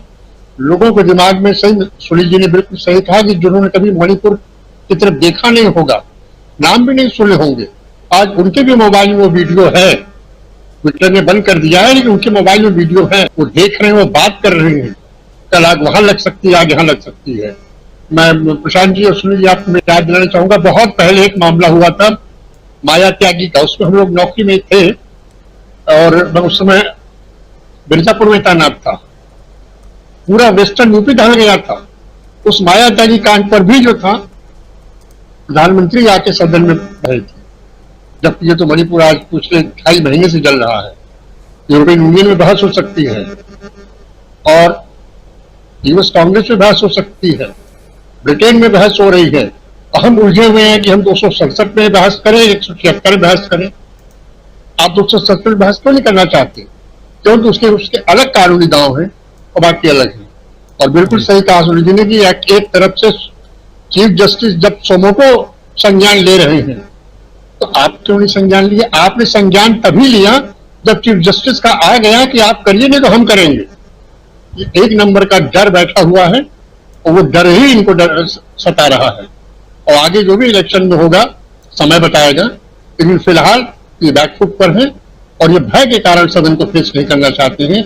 ये डर है, मैं इनको यही समझता हूं। क्या अमलेंदु जी आपको भी लगता है कि ये डर है, ये भय है और इसी कारण बेदम है मोदी सरकार? राजीव जी, ये भय भी है और दूसरा एक लंबी प्लानिंग भी है, दोनों चीजें हैं। फिलहाल तो भय ये है कि विपक्ष के सामने आना पड़ेगा, बातें करनी पड़ेंगी, मणिपुर पे और बहुत सी बातें निकल करके आएंगी, पता नहीं कौन सांसद क्या और चीजें लेके आ जाए, कौन सी नई वीडियो क्लिप्स आ जाए, कौन सी नई अखबारी कतरने आ जाए, उन सब पे सरकार को जवाब देना पड़ेगा। और प्रधानमंत्री नरेंद्र मोदी जो जिनका सारी दुनिया में डंका बजता है, उनकी जो है वो असली चीजें जो है वो सामने आ सकती है और हो सकता है प्रधानमंत्री फिर जो है वो छाती पीटे कि अकेले सब पे भारी हैं सदन के बीच में आकर के। मणिपुर जैसे मसले पे भी वो सब पे भारी हैं और ये साफ दिख रहा है राजीव जी, जिस तरीके से भारतीय जनता पार्टी की कार्यप्रणाली सामने आ रही है, उसका चाल चेहरा सामने आ रहा है, उससे साफ मालूम पड़ रहा है कि प्रधानमंत्री इस मसले पर भी जो है वो पूरे देश के ऊपर भारी पड़ रहे हैं कुल मिलाकर के। असली बात राजीव जी मुझको लगता है यही, और इसीलिए जो है सरकार इस पर बात करना नहीं चाहती। दूसरा जो ये बात हो रही है कि साहब इस जो अपने ओम बिरला साहब कह रहे थे कि आप तय नहीं करेंगे कि जवाब कौन देगा, आप तय करने वाले नहीं होते। जाहिर सी बात है कि विपक्ष तय करने वाला और नहीं होता है कि जवाब कौन देगा, लेकिन विपक्ष मांग करने वाला तो होता है। वो जो मांग कर रहा है उसकी चर्चा होगी कि नहीं होगी। मसला ये नहीं है कि जवाब आके कौन देगा, कौन तय करेगा। मसला ये है कि विपक्ष जो मांग कर रहा है उस पर चर्चा होगी कि नहीं होगी, विपक्ष की मांग मानी जाएगी नहीं मानी जाएगी। इसका मतलब कि अगर लोकसभा अध्यक्ष या स्पीकर या राज्यसभा के जो सभापति महोदय हैं, अगर वो विपक्ष की मांग को ठुकरा रहे हैं तो ये साफ संदेश जाता है कि सरकार को कहीं ना कहीं इस मसले पे पीछे हटना पड़ा, मतलब सरकार की कमजोरी जो है वो सामने आ रही है और सरकार जो है इस मसले को गंभीर नहीं मानती है, मणिपुर मसले को। इसलिए सरकार जो है जिस मसले पे विपक्ष चर्चा चाहता है, काम रोको प्रस्ताव के, उस पर चर्चा करना नहीं चाहती है। दूसरा राजीव जी, यहाँ जो महत्वपूर्ण बात है आपको ये समझना होगा, ये असल में जो हो रहा है मणिपुर में, ये सब असल में कोई एक किसी घटना से प्रेरित होकर कुछ हो गया हो, कुछ ऐसा नहीं है। वो कारक एक हो सकता है, एक न्यायाधीश का एक आदेश जो है उससे ये चीजें उठी हो, लेकिन एक लंबी प्लानिंग का हिस्सा है। और गुजरात से मणिपुर का कनेक्शन क्या है, इसको मुझे लगता है ये बहुत आसानी से समझा जा सकता है, उसको गहराई से समझने की आवश्यकता है। दीपक जी जिस तरीके से हिंदू मंदिरों की बात बता रहे थे, असल में एक लंबे प्रोजेक्ट का हिस्सा है कि किस तरीके से हिंदू जो मंदिर हैं उनके ऊपर आरएसएस अपना कब्जा कर ले। और जिस तरीके से जो इस समय प्लान चल रहे हैं कि साहब काशी में भी जो है कॉरिडोर बन गया, महाकाल में भी कॉरिडोर बन गया, सब जगह टिकट लग गए, तो सब जगह कॉरिडोर बनते जाएंगे और सारे मंदिर जो है फिर ये किन्हीं बड़े पूंजीपतियों को या आरएसएस के लोगों को सब ये सौंप दिए जाएंगे और हिंदू धर्म पे तरीके से पूरा कब्जा जो है मंदिरों पे वो आरएसएस का हो जाएगा। अब जो महत्वपूर्ण चीज है वो देखने की है कि जो मैं बार बार कहता रहता हूँ कि इनकी पूरी कार्यप्रणाली हिंदू धर्म के खिलाफ है, वो इस तरीके से है कि गुजरात जो है राजीव जी, वो भी वैष्णव संप्रदाय का एक बड़ा घर समझा जाता था। मणिपुर जो है वो भी वैष्णव संप्रदाय का घर है। गुजरात के मणिपुर के जो वैष्णव संप्रदाय, उसमें अंतर ये है कि जो मणिपुर का वैष्णव संप्रदाय है वो चैतन्य महाप्रभु से प्रभावित है। वहां राधा और कृष्ण की दोनों की पूजा होती है, अकेले श्री कृष्ण की पूजा वहां नहीं होती है। किस तरीके से मणिपुर के वैष्णववाद को गुजरात से जोड़ करके एक नया गुजरात मॉडल मणिपुर के रूप में तैयार किया जा रहा है, इसको जो है गंभीरता से समझने की आवश्यकता है। ये जो है सिर्फ कोई मैते या कुकी के बीच का मसला नहीं है, ये बीच में एक चीज हो सकती है, लेकिन जिस तरीके से वहां लंबे समय तक काम किया गया है और शबरी के पेड़ खिलाए गए हैं, उन सब चीजों की परिणति जो है राजीव जी इस तरीके से सामने आ रही है। निश्चित तौर पर सरकार इससे बच रही है और बचना चाहती है सदन के अंदर आकर के जवाब देने से। उसके पीछे कारण यही है कि उसकी बहुत सी चालें जो हैं वो जनता के सामने ना आने पाए। जी राजीव जी, क्या गुजरात से जोड़कर देखा जाए मणिपुर को, प्रोफेसर अखिल स्वामी जी? नहीं, ये तो बिल्कुल सही बात है और ये सर्वमान्य है और सब लोग इसको मानते हैं कि बिल्कुल गुजरात की पुनरावृत्ति है मणिपुर। लेकिन ये नहीं समझ रहे हैं कि गुजरात की परिस्थिति थोड़ी डिफरेंट थी, जो नॉर्थ ईस्ट की परिस्थिति है वो डिफरेंट है। ये अनाड़ीपन में वहां खेल रहे हैं और जिसकी प्रतिक्रिया शुरू हो गई है राजीव जी। और आप देखिएगा जिस प्रकार से मेघालय के अंदर, नागालैंड के अंदर और आसाम के अंदर जिस प्रकार से चेतावनी दी जा रही है वहां के समुदायों को कि आप छोड़ दीजिए बराक वैली के अंदर, या आसाम के बराक वैली में जो लोग हैं उनसे कहा जा रहा है कि आप हमारा प्रदेश छोड़ दीजिए। भारतवर्ष के अंदर प्रदेशों के बीच में, संप्रदाय और जातियों के बीच में जो एक प्रकार का युद्ध छोड़ा गया था वो गुजरात में संभव था, यहां पे संभव नहीं है। और दूसरा जो है ये सीमावर्ती इलाका है, ये म्यांमार से और चीन से लगाया हुआ है। जो राफेल लेके आ रहे हैं और एक 1.5 लाख करोड़ के आप हथियार खरीद रहे हैं, इनको अपने देश के लोगों पे आप यूज नहीं कर पाएंगे। चीन पे तो आपकी हिम्मत नहीं है, तो आप जो है अपने देश को वास्तविकता में नॉर्थ ईस्ट से जो खेल रहे हैं, ये बहुत खतरनाक खेल है। किया वही जा रहा है, गुजरात की पुनरावृत्ति की जा रही है, गुजरात का मॉडल नंबर 2 है। और आपने देखा जो वीर सावरकर एयरपोर्ट का जो उद्घाटन हुआ था, उसकी छत गिर गई है। और जो सरदार पटेल जो वहां पे गुजरात के अंदर एयरपोर्ट है, उसके अंदर 3-3 फीट पानी है। तो गुजरात मॉडल जो है उसकी कलई खुल रही है। वास्तविकता में गुजरात मॉडल की जो एक प्रचार प्रसार हुआ था, ये नहीं समझ रहे हैं। गुजरात और नॉर्थ ईस्ट बिल्कुल अलग है। नॉर्थ ईस्ट में ये खिलवाड़ जो कर रहे हैं, ये इतना ज्यादा, और चीन जो है ताक में बैठा हुआ है, म्यांमार जो है ताक में बैठा हुआ है। हमारे देश में अगर जाति और संप्रदायों के बीच में इस प्रकार का युद्ध छिड़ा, हमने 62, 65, 71 में मिलकर युद्ध लड़ा था और सारा पूरा देश का जाति और संप्रदाय एक साथ था। लेकिन इस समय जो वहां के हमारे गोल्ड मेडल के विजेता हैं और जो चानू हैं और बाकी जितने लोगों ने विजेता जिन्होंने विश्व कप और ओलंपिक में पदक जीते हैं, वो इतने दुखी हैं, अपने मणिपुर को बचाने की प्रार्थना कर रहे हैं। ये आग फैल रही है, नॉर्थ ईस्ट में फैल रही है और इसकी प्रतिक्रिया आसाम और वेस्ट बंगाल में भी होगी, क्योंकि आदिवासी समाज, अब मध्य प्रदेश में एक और घटना हुई है, शायद आप तक खबर पहुंच गई हो। एक आदिवासी के मुंह पे बल पोता गया है। तो आदिवासियों को, शेड्यूल कास्ट, शेड्यूल ट्राइब को, बैकवर्ड्स को, अल्पसंख्यकों को जिस प्रकार से काटा जा रहा है, न्यूटन का थर्ड लॉ लगेगा। और मैं इस बात से चिंतित हूं कि देश की छवि पूरे विश्व में तो खराब हो ही रही है, देश में भी सब लोग, एक एक परिवार, जैसे मणिपुर में कोई परिवार सुरक्षित नहीं है, चाहे वो लेफ्टिनेंट जनरल हो, चाहे ब्रिगेडियर हो। हम लोग भी इनके शासन में अगले 4-5 साल के अंदर हर परिवार असुरक्षित हो जाएगा। हम अपने परिवार की रक्षा भी नहीं कर पाएंगे। तो अगर हमारे अंदर बुद्धि विवेक बाकी है तो एकजुटता कायम करें, देश को एकजुट करें और इन टुकड़े टुकड़े गैंग को देश की सत्ता से बाहर करें। जी, कुछ करें ना करें, लेकिन लोकतंत्र को बचाने की कोशिश तो जरूर करें, संविधान की रक्षा करें। और इसको करेंगे तो जो आप कह रहे हैं स्वामी जी, वो भी होगा। आना चाहता हूं प्रशांत टंडन जी आपके पास। प्रशांत जी, मणिपुर क्या 2024 के लिए एक प्रयोगशाला की तरह अब देखा जाए?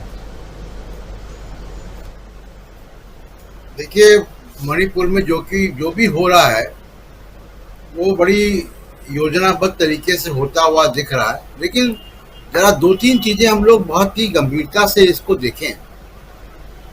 एक कि प्रधानमंत्री के संसद के बाहर खड़े होकर मणिपुर के साथ राजस्थान और छत्तीसगढ़ का नाम लेने से जो वास्तविक अपराधी हैं मणिपुर में,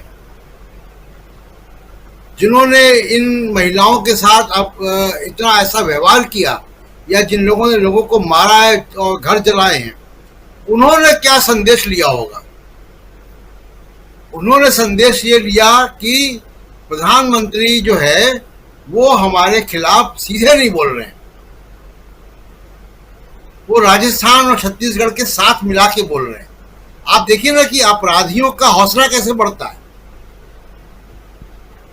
तो प्रधानमंत्री का बहुत सीधा बयान ना आने का बहुत ही खतरनाक इम्प्लीकेशंस हैं, क्योंकि जो लोग इस हिंसा में शामिल हैं वो देश की आंतरिक सुरक्षा के लिए खतरा है। केवल महिलाओं के खिलाफ अपराध की बात नहीं है, ये आंतरिक सुरक्षा के लिए खतरा है। इन लोगों ने सेना से अपने लोगों को छुड़ाया है, हथियार छीने हैं। ऐसे लोगों को क्या संदेश जाता है जब प्रधानमंत्री सीधे सीधे बात नहीं करता? जाहिर सी बात है कि ऑर्गेनाइज्ड गैंग्स हैं, वो मीडिया को वॉच करते हैं, उनके यहाँ डिस्कशन होता होगा। दूसरी बात कि प्रधानमंत्री, देखिए, देश को एक बहादुर प्रधानमंत्री की आवश्यकता है। लाल बहादुर शास्त्री देखने में बड़ा कमजोर थे, दुबले पतले थे, लेकिन उन्होंने कहा था कि शाम की चाय हम लाहौर में पिएंगे जब पाकिस्तान ने हमला किया था। और हमारी सेनाओं ने उस प्रधानमंत्री को, उस बयान को जो है वो सच करके दिखा दिया था, छक्के छुड़ा दिए थे पाकिस्तानी फौज के। तो बहादुर प्रधानमंत्री चाहिए जिसका नैतिक आधार, नैतिक बल बहुत मजबूत हो। अब एक प्रधानमंत्री आप देखिए कि जो व्यक्ति, एक युवा पत्रकार व्हाइट हाउस में सवाल पूछ लिया, उससे घबरा गए। जर्मनी जाते हैं तो जर्मनी के संपादकों को बयान देना पड़ता है कि प्रधानमंत्री की तरफ से रिक्वेस्ट आई है कि प्रेस कॉन्फ्रेंस में सवाल ना पूछे जाएं। अमेरिका के व्हाइट हाउस में जाते हैं तो ये रिक्वेस्ट करते हैं कि सवाल ना पूछे जाए हमसे, और अगर सवाल पूछ भी लिया तो आप उस महिला पत्रकार को इतना ट्रोल करते हैं कि दुनिया भर के पत्रकार संस्थानों को और व्हाइट हाउस की प्रेस सेक्रेटरी को बयान देना पड़ता है। तो मेरा मतलब निवेदन मोदी जी से ये कि थोड़ा हिम्मत जुटाइए। संसद में इसी वजह से नहीं आ रहे हैं, जिस वजह से प्रेस कॉन्फ्रेंस नहीं करते हैं उस वजह संसद में नहीं आ रहे। वाजपेयी जी थे संसद में, तमाम और नेता थे जिनको हम लोगों ने देखा है, वो बहादुरी से संसद का सामना करते थे। शोर मचरा होता था, अपनी बात कहते थे, और वाक्पटुता से कभी कभी बहुत सारे संकट को, मुझे याद है कि अटल बिहारी वाजपेयी अपनी ओरेटरी से बहुत सारी समस्याओं का हल निकाल लेते थे, हंसी मजाक में।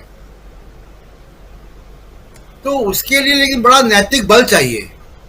संसद में खड़े होकर लोकतंत्र का मंदिर जिसको आप ये कह रहे थे, उस लोकतंत्र के मंदिर की इज्जत कीजिए ना। आप ये अफवाह फैला रहे हैं और उसमें पीठासीन अधिकारियों की तरफ से भी एक कंफ्यूजन वाला संदेश जा रहा है कि विपक्ष नहीं चाहता है। विपक्ष क्यों नहीं चाह रहा है बहस? विपक्ष चाह रहा है बहस। जो बात आप लोग बार बार कह रहे हैं कि विपक्ष चाह रहा है कि लंबी बहस हो, ये चाह रहे 2.5 घंटे की बहस हो। 2.5 घंटे की बहस, कोई एक छोटी घटना हो उसमें संसद बहस कर सकती, जहां पे कोई तुरंत निष्कर्ष पे पहुंचा जा सके। मान लीजिए कि किसानों को एमएसपी देने का मामला हो, आप 2.5 घंटे की बहस करके एक निष्कर्ष पहुंच के एक प्रस्ताव पारित कर दीजिए। लेकिन एक राज्य जिसमें कि एक इतनी बड़ी समस्या और इतनी कॉम्प्लेक्स समस्या, और उसमें सारे राजनीतिक दलों की भागीदारी, अभी जो आपने 38 पार्टियों का एक गठबंधन बनाया है, जैसा भी, उसमें भी नॉर्थ ईस्ट की तमाम पार्टियां हैं, उसमें कुकी पार्टी भी है। तो प्रधानमंत्री को एक तो हिम्मत जुटानी चाहिए, दूसरा कि एक बड़ी अजीब सी साजिश इस देश में लोकतंत्र और लोकतांत्रिक संस्थाओं के खिलाफ चल रही है।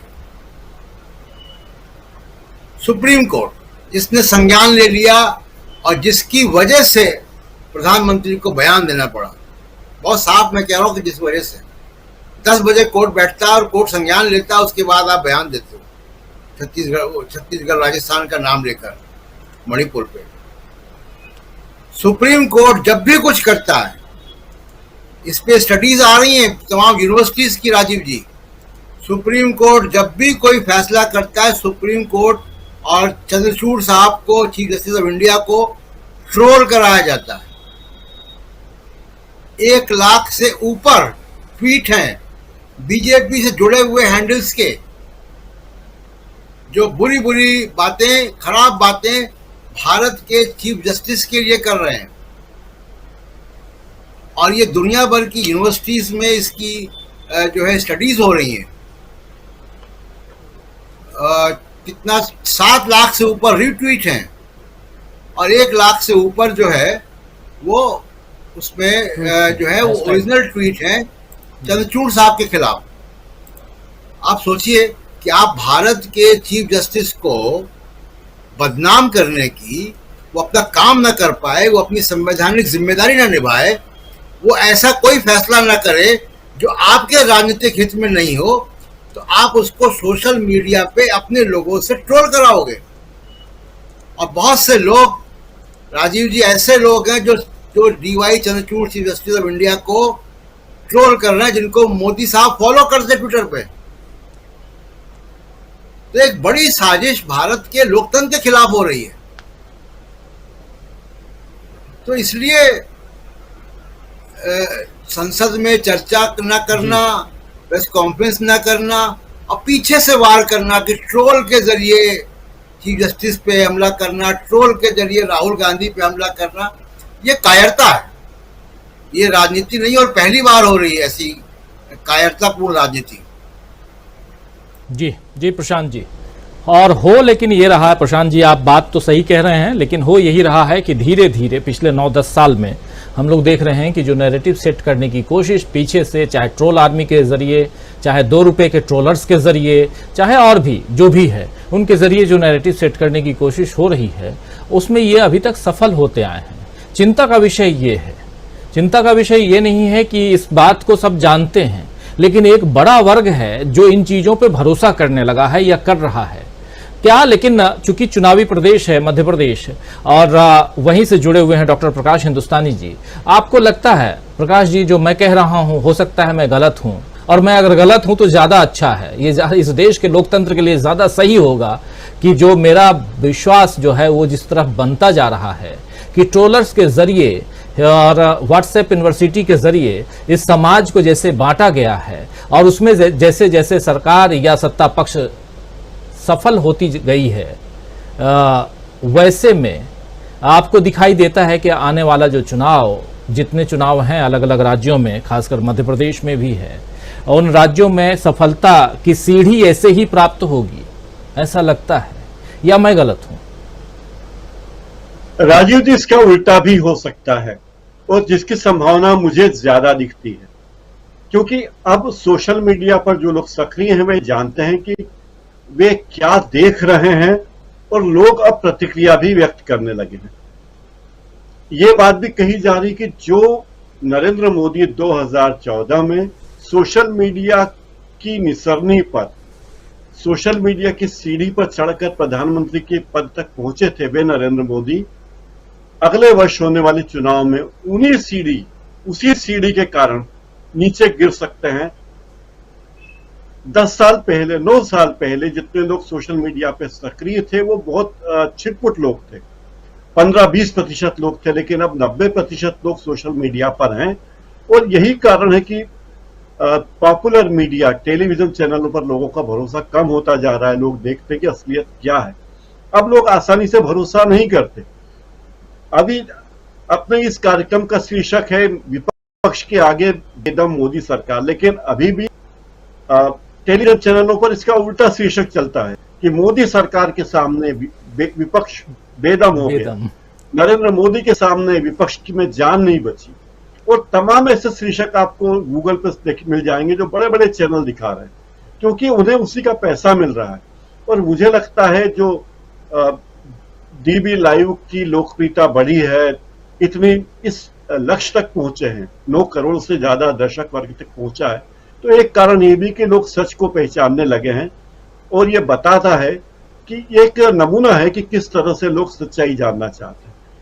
प्रशांत जी ने बहुत सही बात कही कि जिस तरीके से हमारे सुप्रीम कोर्ट को, हमारे चीफ जस्टिस ऑफ इंडिया को उनकी बेइज्जती करने की कोशिश ट्रोलर कर रहे हैं, इसमें वे अपनी अक्ल का फालूदा बना रहे हैं, क्योंकि सुप्रीम कोर्ट की प्रतिष्ठा या चीफ जस्टिस ऑफ इंडिया की प्रतिष्ठा उनके 2 रुपए के ट्वीट से कम नहीं होने वाली है। आज भी इस देश के लोगों को भरोसा है तो सुप्रीम कोर्ट से ही है। आज भी प्रधानमंत्री को अगर डर लगता है तो सुप्रीम कोर्ट से ही डर लगता है। और आज भी लोगों के सामने आशा की कोई किरण बची है तो हमारा संविधान और सुप्रीम कोर्ट है। बाकी संवैधानिक संस्थाओं की जो गति हो, लेकिन सुप्रीम कोर्ट पर आप अभी भरोसा कर सकते हैं। तो ये बहुत चिंता की बातें हैं जिस तरह से इस सरकार के लोग अभियान चला रहे हैं, उन सारे लोगों को के खिलाफ जो विश्वसनीय है, ये बहुत गंभीर बात है और शर्मनाक बात है। राजीव जी जी जी बिल्कुल। सुनील शुक्ला जी, गंभीरता चिंता का विषय जो है वो यही है कि आखिर क्या, चाहे वो सुप्रीम कोर्ट के मतलब chief justice CJI, chief justice of India, DY Chandrachud जिस प्रकार ट्रोल हो रहे हैं, विपक्ष के लोगों के ऊपर, विपक्षी दलों के ऊपर जिस प्रकार वार हो रहा है, एक नैरेटिव जैसे सेट करने की कोशिश हो रही है कि विपक्षी दल बिना मतलब के सरकार के ऊपर, सरकार पे लांछन लगाने की कोशिश कर रहे हैं। ये अपने राज्यों में नहीं झांकते, नहीं ताकते, ये सीधी की सीधी बात करते हैं मणिपुर की, और मणिपुर के हालात की बात ये सामने लाने की कोशिश ही नहीं कर रहे हैं। तो बहुत कुछ है जो सब कुछ हमको, आपको या हमारे तमाम जो दर्शक हैं, बुद्धिजीवी वर्ग हैं, ये सब देख रहे हैं, समझ रहे हैं। लेकिन उसके बाद भी क्या लगता है कि आपको सफलता जैसे पहले मिलती आई है वैसे मिलती रहेगी? क्या अब परिस्थितियां बदली हुई नजर आ रही हैं? क्या 2000, फिर से मैं उसी सवाल पे आऊंगा, 2022 और 2023 में फर्क है? मैं 22 के पीछे भी नहीं जा रहा हूं, 22 इसलिए, या 20, 21, 22, ताली बजाओ तो ताली बजा दिए, थाली बजाओ तो थाली बजा दिए, कुछ और करो तो वो कर दिए, परेशान रहे, हॉस्पिटल नहीं है, एम्बुलेंस नहीं है, हॉस्पिटल में जगह नहीं है, शमशान घाट में लाशें जलाने के लिए समय नहीं, जगह नहीं, लेकिन उसके बाद भी जय श्री राम के नारे लगा रहे हैं। क्या ऐसे ही देश चलेगा? क्या इसी राह पे कांवड़ को लेकर के मस्त हम जाते हैं, एक सप्ताह तक मस्त रहते हैं और सब कुछ मिल जाता है, भक्ति भाव में लीन हो जाते हैं? सावन का महीना चल रहा है, अभी तो भले मास है, 2-2 बार का सावन है, भक्ति भाव में लीन रहते हैं और उसके बाद साल भर मस्त रहते हैं, सोए रहते हैं। अगले साल फिर देखेंगे, नौकरी मिले ना मिले, टमाटर अगर नहीं खरीद पा रहे हैं तो घर बेच के खरीद लेंगे, नहीं तो नहीं खाएंगे, कंपलसरी थोड़ी है, वोट देंगे जाकर के। क्या लगता है किसी परिपाटी से देश आगे बढ़ता हुआ अब आगे भी दिखाई देगा? अगर ऐसा है तो फिर 2024 की बात क्या करें? किसी सर्वे की जरूरत नहीं है, जीतेंगे तो मोदी ही। अगर देश ऐसे ही चलना होता राजीव जी, और ट्रोल आर्मी इतनी सफल हो जाती, तो राहुल गांधी इस देश की नागरिकता छोड़ चुके होते, किसी और देश में जाके बस गए होते। वो कांग्रेस पार्टी अब तक बुरिया बिस्तर बंद करके कहीं और चली गई होती। जिस तरीके से हमले विपक्षी दलों पे किए गए, जिस तरीके से उनको ट्रोल किया गया, जिस तरीके से उनको टारगेट किया गया, ये कहीं दिखाई नहीं पड़ते अगर लोग इस ट्रोल आर्मी पर विश्वास करते। राहुल गांधी को क्या ट्रोल नहीं किया गया, क्या नहीं कहा गया, किस तरह से खारिज करने की कोशिश नहीं की गई, विपक्ष के तमाम नेताओं को किस तरह से खारिज करने की कोशिश नहीं की गई, क्या खारिज हो गए वो? क्या राहुल गांधी ने जब अपनी भारत जोड़ो यात्रा निकाली तो लोग उनके ऊपर पत्थर फेंक रहे थे कि ये तो वही आदमी है जिसके बारे में ये बातें कही जा रही थी? ऐसा तो नहीं हुआ। लोग विपरीत मौसम में भी निकल करके अपने उम्र और अपने स्वास्थ्य की चिंता किए बगैर राहुल गांधी के साथ लोग कई किलोमीटर पैदल चले। लोग उनकी सभाओं, भारी बरसात के बीच उनके सभाओं में उनको सुनने के लिए आए। तो ये ट्रोलिंग तो थी, क्यों नहीं सफल हो गई? अगर ये जय श्री राम का नारा बोल करके अगर आपको सत्ता में आना होता तो कर्नाटक में सत्ता में क्यों नहीं आ गया? क्या वहां मंदिरों की कमी है? वहां पूजा पाठ करने वाले लोग नहीं है? वहां सनातनी नहीं है? उत्तर प्रदेश, बिहार और राजस्थान से भव्य मंदिर कर्नाटक में है, जाके आप देख लीजिए। मदुरई के शहर में कभी लगता ही नहीं कि वहां सूर्यास्त होता है, हमेशा जगमग जगमग वो शहर आता है। हर मोहल्ले, हर शहर में बड़े बड़े भव्य मंदिर हैं और एक लोग आराधक हैं। मैं इलाहाबाद विश्वविद्यालय का विद्यार्थी रहा हूं, मैं देखता हूं कि साउथ से आने वाले लोग कितनी बड़ी तादाद वहां आती है प्रयागराज में संगम में स्नान करने के लिए और कुंभ और माघ मेले में पूजा पाठ करने के लिए। हमारे धार्मिक आस्थाओं से हमारे लोगों की रोजी रोटी खिलवाड़ करके आप उनको धर्मांध नहीं बना सकते।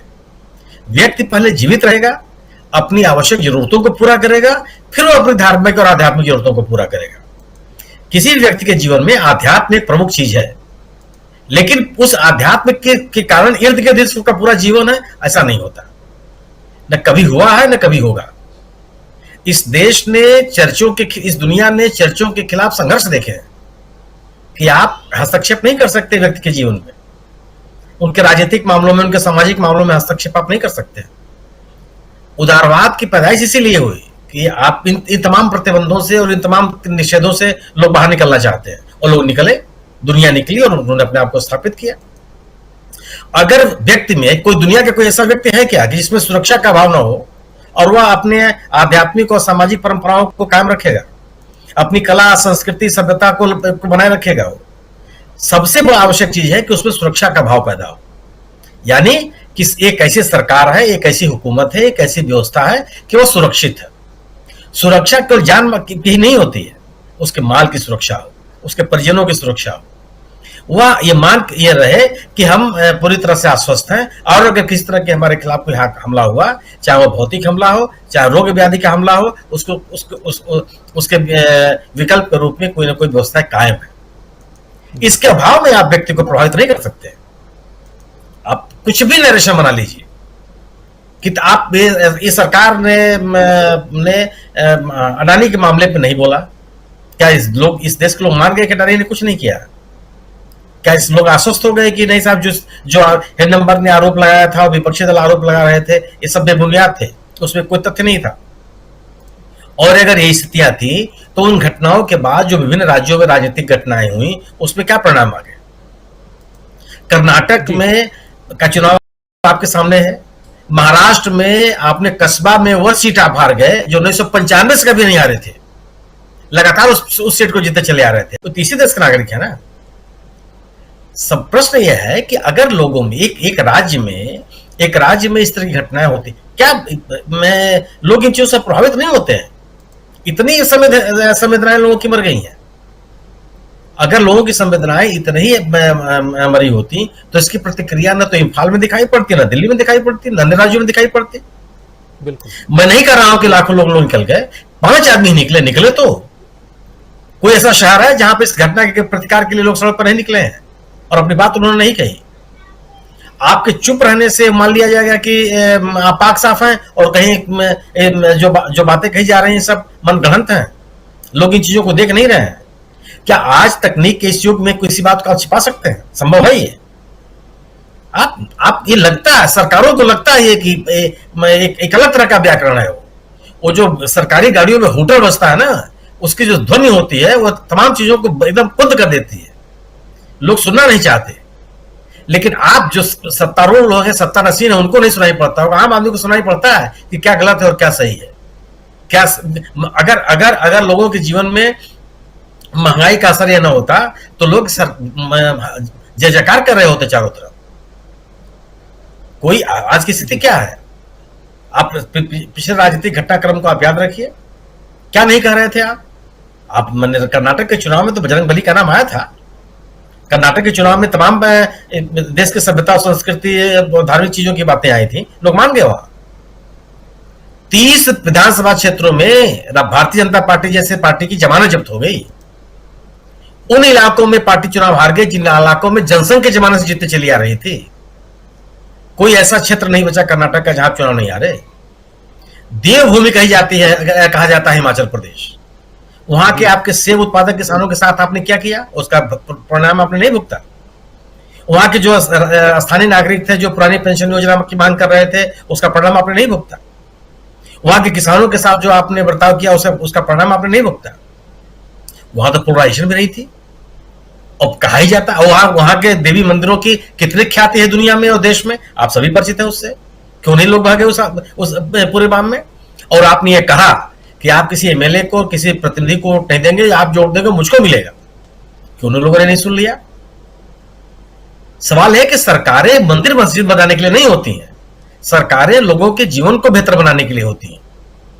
जो जीवन से जुड़े हुए सवाल होते हैं उनके समाधान के लिए होती हैं। सरकारें इस बात के लिए नहीं होती है कि समूह अलग अलग मिल करके अपने रक्षा के लिए उनको अपने हाथ में हथियार लेना पड़े, बंकर बनाना पड़े। ये कितनी बड़ी टिप्पणी है कि सामान्य नागरिक अपनी सुरक्षा के लिए बंकर बना के रह रहे हैं। क्या इन तथ्यों से लोग परिचित नहीं है? और अगर यह मामला इतना ही आसान है तो मेघालय से आप लोगों को एयरलिफ्ट क्यों कर रहे हैं? अब मान के चलते कि सब कुछ अमन चैन है, कहीं कुछ भी कोई घटना नहीं हो रही, कोई आक्रोश लोगों के मन में नहीं है। ये होता नहीं। आप कुछ भी नरेशन बना लीजिए। सवाल है कि जीवन से जुड़े हुए जो सवाल हैं वो प्रत्येक व्यक्ति के लिए अहम है। कोई ऐसा व्यक्ति नहीं है जो उसके जीवन से जुड़े हुए सवालों की अनदेखी कर दे। कोई समाज ऐसा नहीं होता। आप 2024 के चुनाव में अगर चीजें इतनी अहम होती तो ये जो राजनीतिक गठबंधन, क्या राजनीतिक नेताओं को या राजनीतिक दलों को समझ में नहीं आ रहा है? जिन राजनीतिक दलों ने मिलकर के इंडिया समूह बनाया है वो 11 राज्यों में हुकूमत में है, सरकार चला रहे हैं, जनता से उनको विश्वास मिला हुआ है, उनको इन बातों का एहसास नहीं है। इन देव प्रतिनिधियों से लड़ने की हिम्मत जुटा पाते क्या वो? अगर सबके ऊपर भगवान श्री राम का इतना बड़ा आशीर्वाद है कि उनके माध्यम से इनको सत्ता में आया है, तो कोई राजनीतिक दल से लड़ने के लिए आएगा क्या? हुआ है कभी किसी इतिहास के किसी क्रम में जो देवदूत है उनसे कोई लड़ने के लिए आता है? ये पता है कि देवदूत ही नहीं है, और अगर देवदूत होते तो अपने देश की जनता के साथ इस तरह का खिलवाड़ नहीं कर रहे होते। आज जो स्थितियां बन गई, आप अगर सब कुछ ठीक ठाक, आप देखिएगा निलंबन रख पाएंगे अभी आने वाले दिनों में क्या हालात बनेंगे? क्या लोग इस बात को स्वीकार कर लेंगे? संसद में सदस्य नहीं रहेगा तो कौन रहेगा? विपक्ष के नेता सवाल नहीं पूछेगा, विपक्ष से तो कौन सवाल पूछेगा? विपक्ष के द्वारा उठाए गए सवालों का सरकार जवाब नहीं देगी तो किसका जवाब देगी? आप विषयांतर नहीं कर सकते हैं। विषयांतर उन्हीं को कर सकते हैं जो विषय कृत्रिम रूप से उठाया गया है। अगर कोई व्यक्ति आपसे रबी के फसल के मौसम में आपसे पूछेगा कि जायद की खेती क्यों नहीं हो रही है, तो आप इसको बिल्कुल विषयांतर कर देंगे, क्योंकि विषयांतर का विषय है वो। लेकिन बाढ़ के जमाने में कोई पूछेगा कि बाढ़ से कितने इलाके प्रभावित हैं, और आप कहेंगे साहब ये तो सूखे की बात कर रहे हैं, तो लोग इसको सुनने के लिए तैयार नहीं है। लोग देख रहे हैं ये किस तरीके से पूरे पश्चिम पूर्वोत्तर राज्यों में तबाही मची हुई है, और सरकार हाथ में हाथ धरे बैठे हुए है। कितना बड़ा खिलवाड़ कर रहे हैं आप जो लोग नॉर्थ ईस्ट गए हैं, नॉर्थ ईस्ट के नागरिक हिंदू, मुसलमान और क्रिश्चियन के नजरिए से नहीं देखे जाते। वो आदिवासी माने जाते हैं, वो कुकी माने जाते हैं, वो मैती माने जाते हैं, वो निशी माने जाते हैं, वो नागा माने जाते हैं, वो मेघालय के लोग माने जाते हैं। कोई इस नजरिए से नहीं देखता। और आप जो सवाल पैदा कर रहे हैं उसको राज्य स्वीकार नहीं करेंगे। और जो महिला, आप जिस समय उन नॉर्थ ईस्ट में और इस मेघालय में उग्रवादी संगठन काम कर रहे थे, तब भी महिलाओं के साथ इस तरह के अत्याचार नहीं हुए। आप याद कीजिए 2004 में मनोरमा के साथ एक हत्या हुई थी, केंद्रीय अर्धसैनिक बलों ने किया था। पूरा का पूरा राज्य सड़क पर उतरा है। करेंगे सुनील जी, समय कम है इसलिए थोड़ा माफी चाहूंगा, और क्लोजिंग कमेंट के लिए आना चाहता हूं विजय शुक्ला जी के पास, विजय शंकर सिंह जी के पास में। और सुनील जी, आप जो बात रख रहे हैं और जो सवाल मैं लेके आया था, एक उम्मीद जगाती हैं आपकी बातें। उम्मीद इस हिसाब से कि कुछ भी अभी खत्म नहीं हुआ है, और जो कुछ चल रहा है, जो कुछ हो रहा है, उसमें आशा की किरण है, उम्मीद की किरण है। और इसलिए कई बार ऐसे सवाल भी आते हैं, निराशाजनक सवाल, और उन सवालों को भी आप सबके सामने रखना पड़ता है। इसलिए मैं रख रहा था, और ये आपके जरिए समझने की कोशिश कर रहा था कि क्या सब कुछ खत्म हो चुका है? क्या विपक्ष की भूमिका तक खत्म हो चुकी है? क्या विपक्ष अपनी आवाज ऐसे ही उठाता रहेगा और विपक्ष की आवाज को ऐसे ही दबाया जाता रहेगा, या यहां से कुछ और निकल के आता है? विपक्षी दलों का 26 दलों का गठबंधन है, और उस गठबंधन का नाम है इंडिया, और दूसरी तरफ एनडीए है, और एनडीए में 38 दल हैं। 38 में से कई ऐसे दल हैं जिन्होंने न आज तक विधानसभा के चुनाव लड़े, न आज तक लोकसभा के चुनाव लड़े। ऐसे दल भी हैं। एक अकेला सब पर भारी वाले प्रधानमंत्री नरेंद्र मोदी को 38 दलों की आखिर आज जरूरत क्यों पड़ रही है? इस सवाल का जवाब अगर आप ढूंढने जाएंगे तो फिर इससे पहले जो मैं सवाल कर रहा था, जिस सवाल के साथ सुनील शुक्ला जी के पास आया था, उसका जवाब आपको मिल जाएगा। यानी निराशा नहीं है, आशा है। और आशा इसलिए भी है क्योंकि इस देश का संविधान बहुत मजबूत है, लोकतंत्र बहुत मजबूत है। इसलिए भी आना चाहता हूं विजय शंकर सिंह जी आपके पास, और क्लोजिंग कमेंट सीधा समझना चाहता हूं कि क्या यहां से हम ये देख रहे हैं कि मोदी सरकार बेदम है? जी, मैं सुनील शुक्ला जी की बात से पूरी तरह सहमत हूं। जिस तरह का नैरेटिव बनाने का प्रयास किया जा रहा है, जिस तरह से सीबीआई को ट्रोल किया जा रहा है, और ट्रोल करने वालों में बहुत से लोगों को प्रधानमंत्री जी फॉलो भी करते हैं, यह इस बात का सूचक है कि वे हताश हैं। यह इस बात का सूचक है कि वो निराश हैं। इस बात का ये सूचक है कि वो अभी भी यही सोच रहे हैं कि ट्रोल आर्मी के द्वारा वो किसी का मंसूबा ध्वस्त कर देंगे।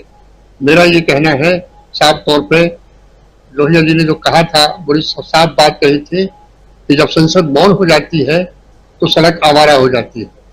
आवारा से मेरा मतलब सड़क अपने अभिव्यक्त करने लगती है। और जिस दिन से राहुल गांधी की भारत जोड़ो यात्रा शुरू हुई है, और जैसे जैसे यात्रा बढ़ती गई है, उसके बाद भी आप देखें तो पूरी तरह से राजनीति में, समाज में और भारतीय जनता पार्टी के मनोबल में असर पड़ना शुरू हुआ है। रही सही कसर, पटना के बाद बेंगलुरु की बैठक ने तय कर दी, इंडिया नाम ने तय कर दी। अभी मणिपुर पर आऊं तो एक वीडियो करण थापर के इंटरव्यू का एक अंश है, अक्सर वो सामने से गुजर जाता है। उसमें बैटरी का एक नेता कहता है कि हम 15 किलोमीटर के अंदर पूरी कुकी आबादी को खत्म कर देंगे। आखिर इस वीडियो को देखने के बाद, जाहिर है इस वीडियो को जब हमने देखा है और आपने देखा है तो इस वीडियो को इंटेलिजेंस ब्यूरो और लोगों ने भी देखा होगा और सरकार तक भी गया होगा। क्या उस आदमी के खिलाफ कार्रवाई हुई? कि निश्चित रूप से ये गुजरात मॉडल का एक प्लान है, लेकिन गुजरात में जहां हुआ, ये सफल हुआ, वो अलग बात है, लेकिन मणिपुर नॉर्थ ईस्ट में ये सफल नहीं हो सकता। कुछ दिन मणिपुर की तरफ रहने, नॉर्थ ईस्ट में रहने का हमें मौसम मिला है, वहां की परिस्थितियां बिल्कुल अलग है। तो मैं समझता हूँ वो बिल्कुल निराश हैं, हताश हैं, और इसी निराशा और हताशा के कारण वो सदन में नहीं आ पा रहे हैं, वो फेस नहीं कर पा रहे हैं। वो राहुल गांधी को नहीं फेस कर पाए। एक सिंपल सीधा सवाल कि आपका अडानी से रिश्ता क्या है, इसका जवाब नहीं दे पाए, और जब उनकी सदस्यता बर्खास्त करा लिए तो सीने पर ठोकते हुए कहते हैं कि एक अकेला सब पर भारी। ये भारी नहीं, अब ये भारी बीजेपी के लिए भारी बन चुके हैं। तो मैं समझता हूं ये उनकी हताशा है और निराशा है, और निश्चित रूप से वो भी आगे की चिंता सता रहे हैं। जी बिल्कुल बिल्कुल, आप सही कह रहे हैं। बहुत इम्पोर्टेंट बात यहाँ, और खासकर जब सड़कें आवारा हो जाती हैं, सड़कें मौन होती हैं तो संसद आवारा हो जाती है।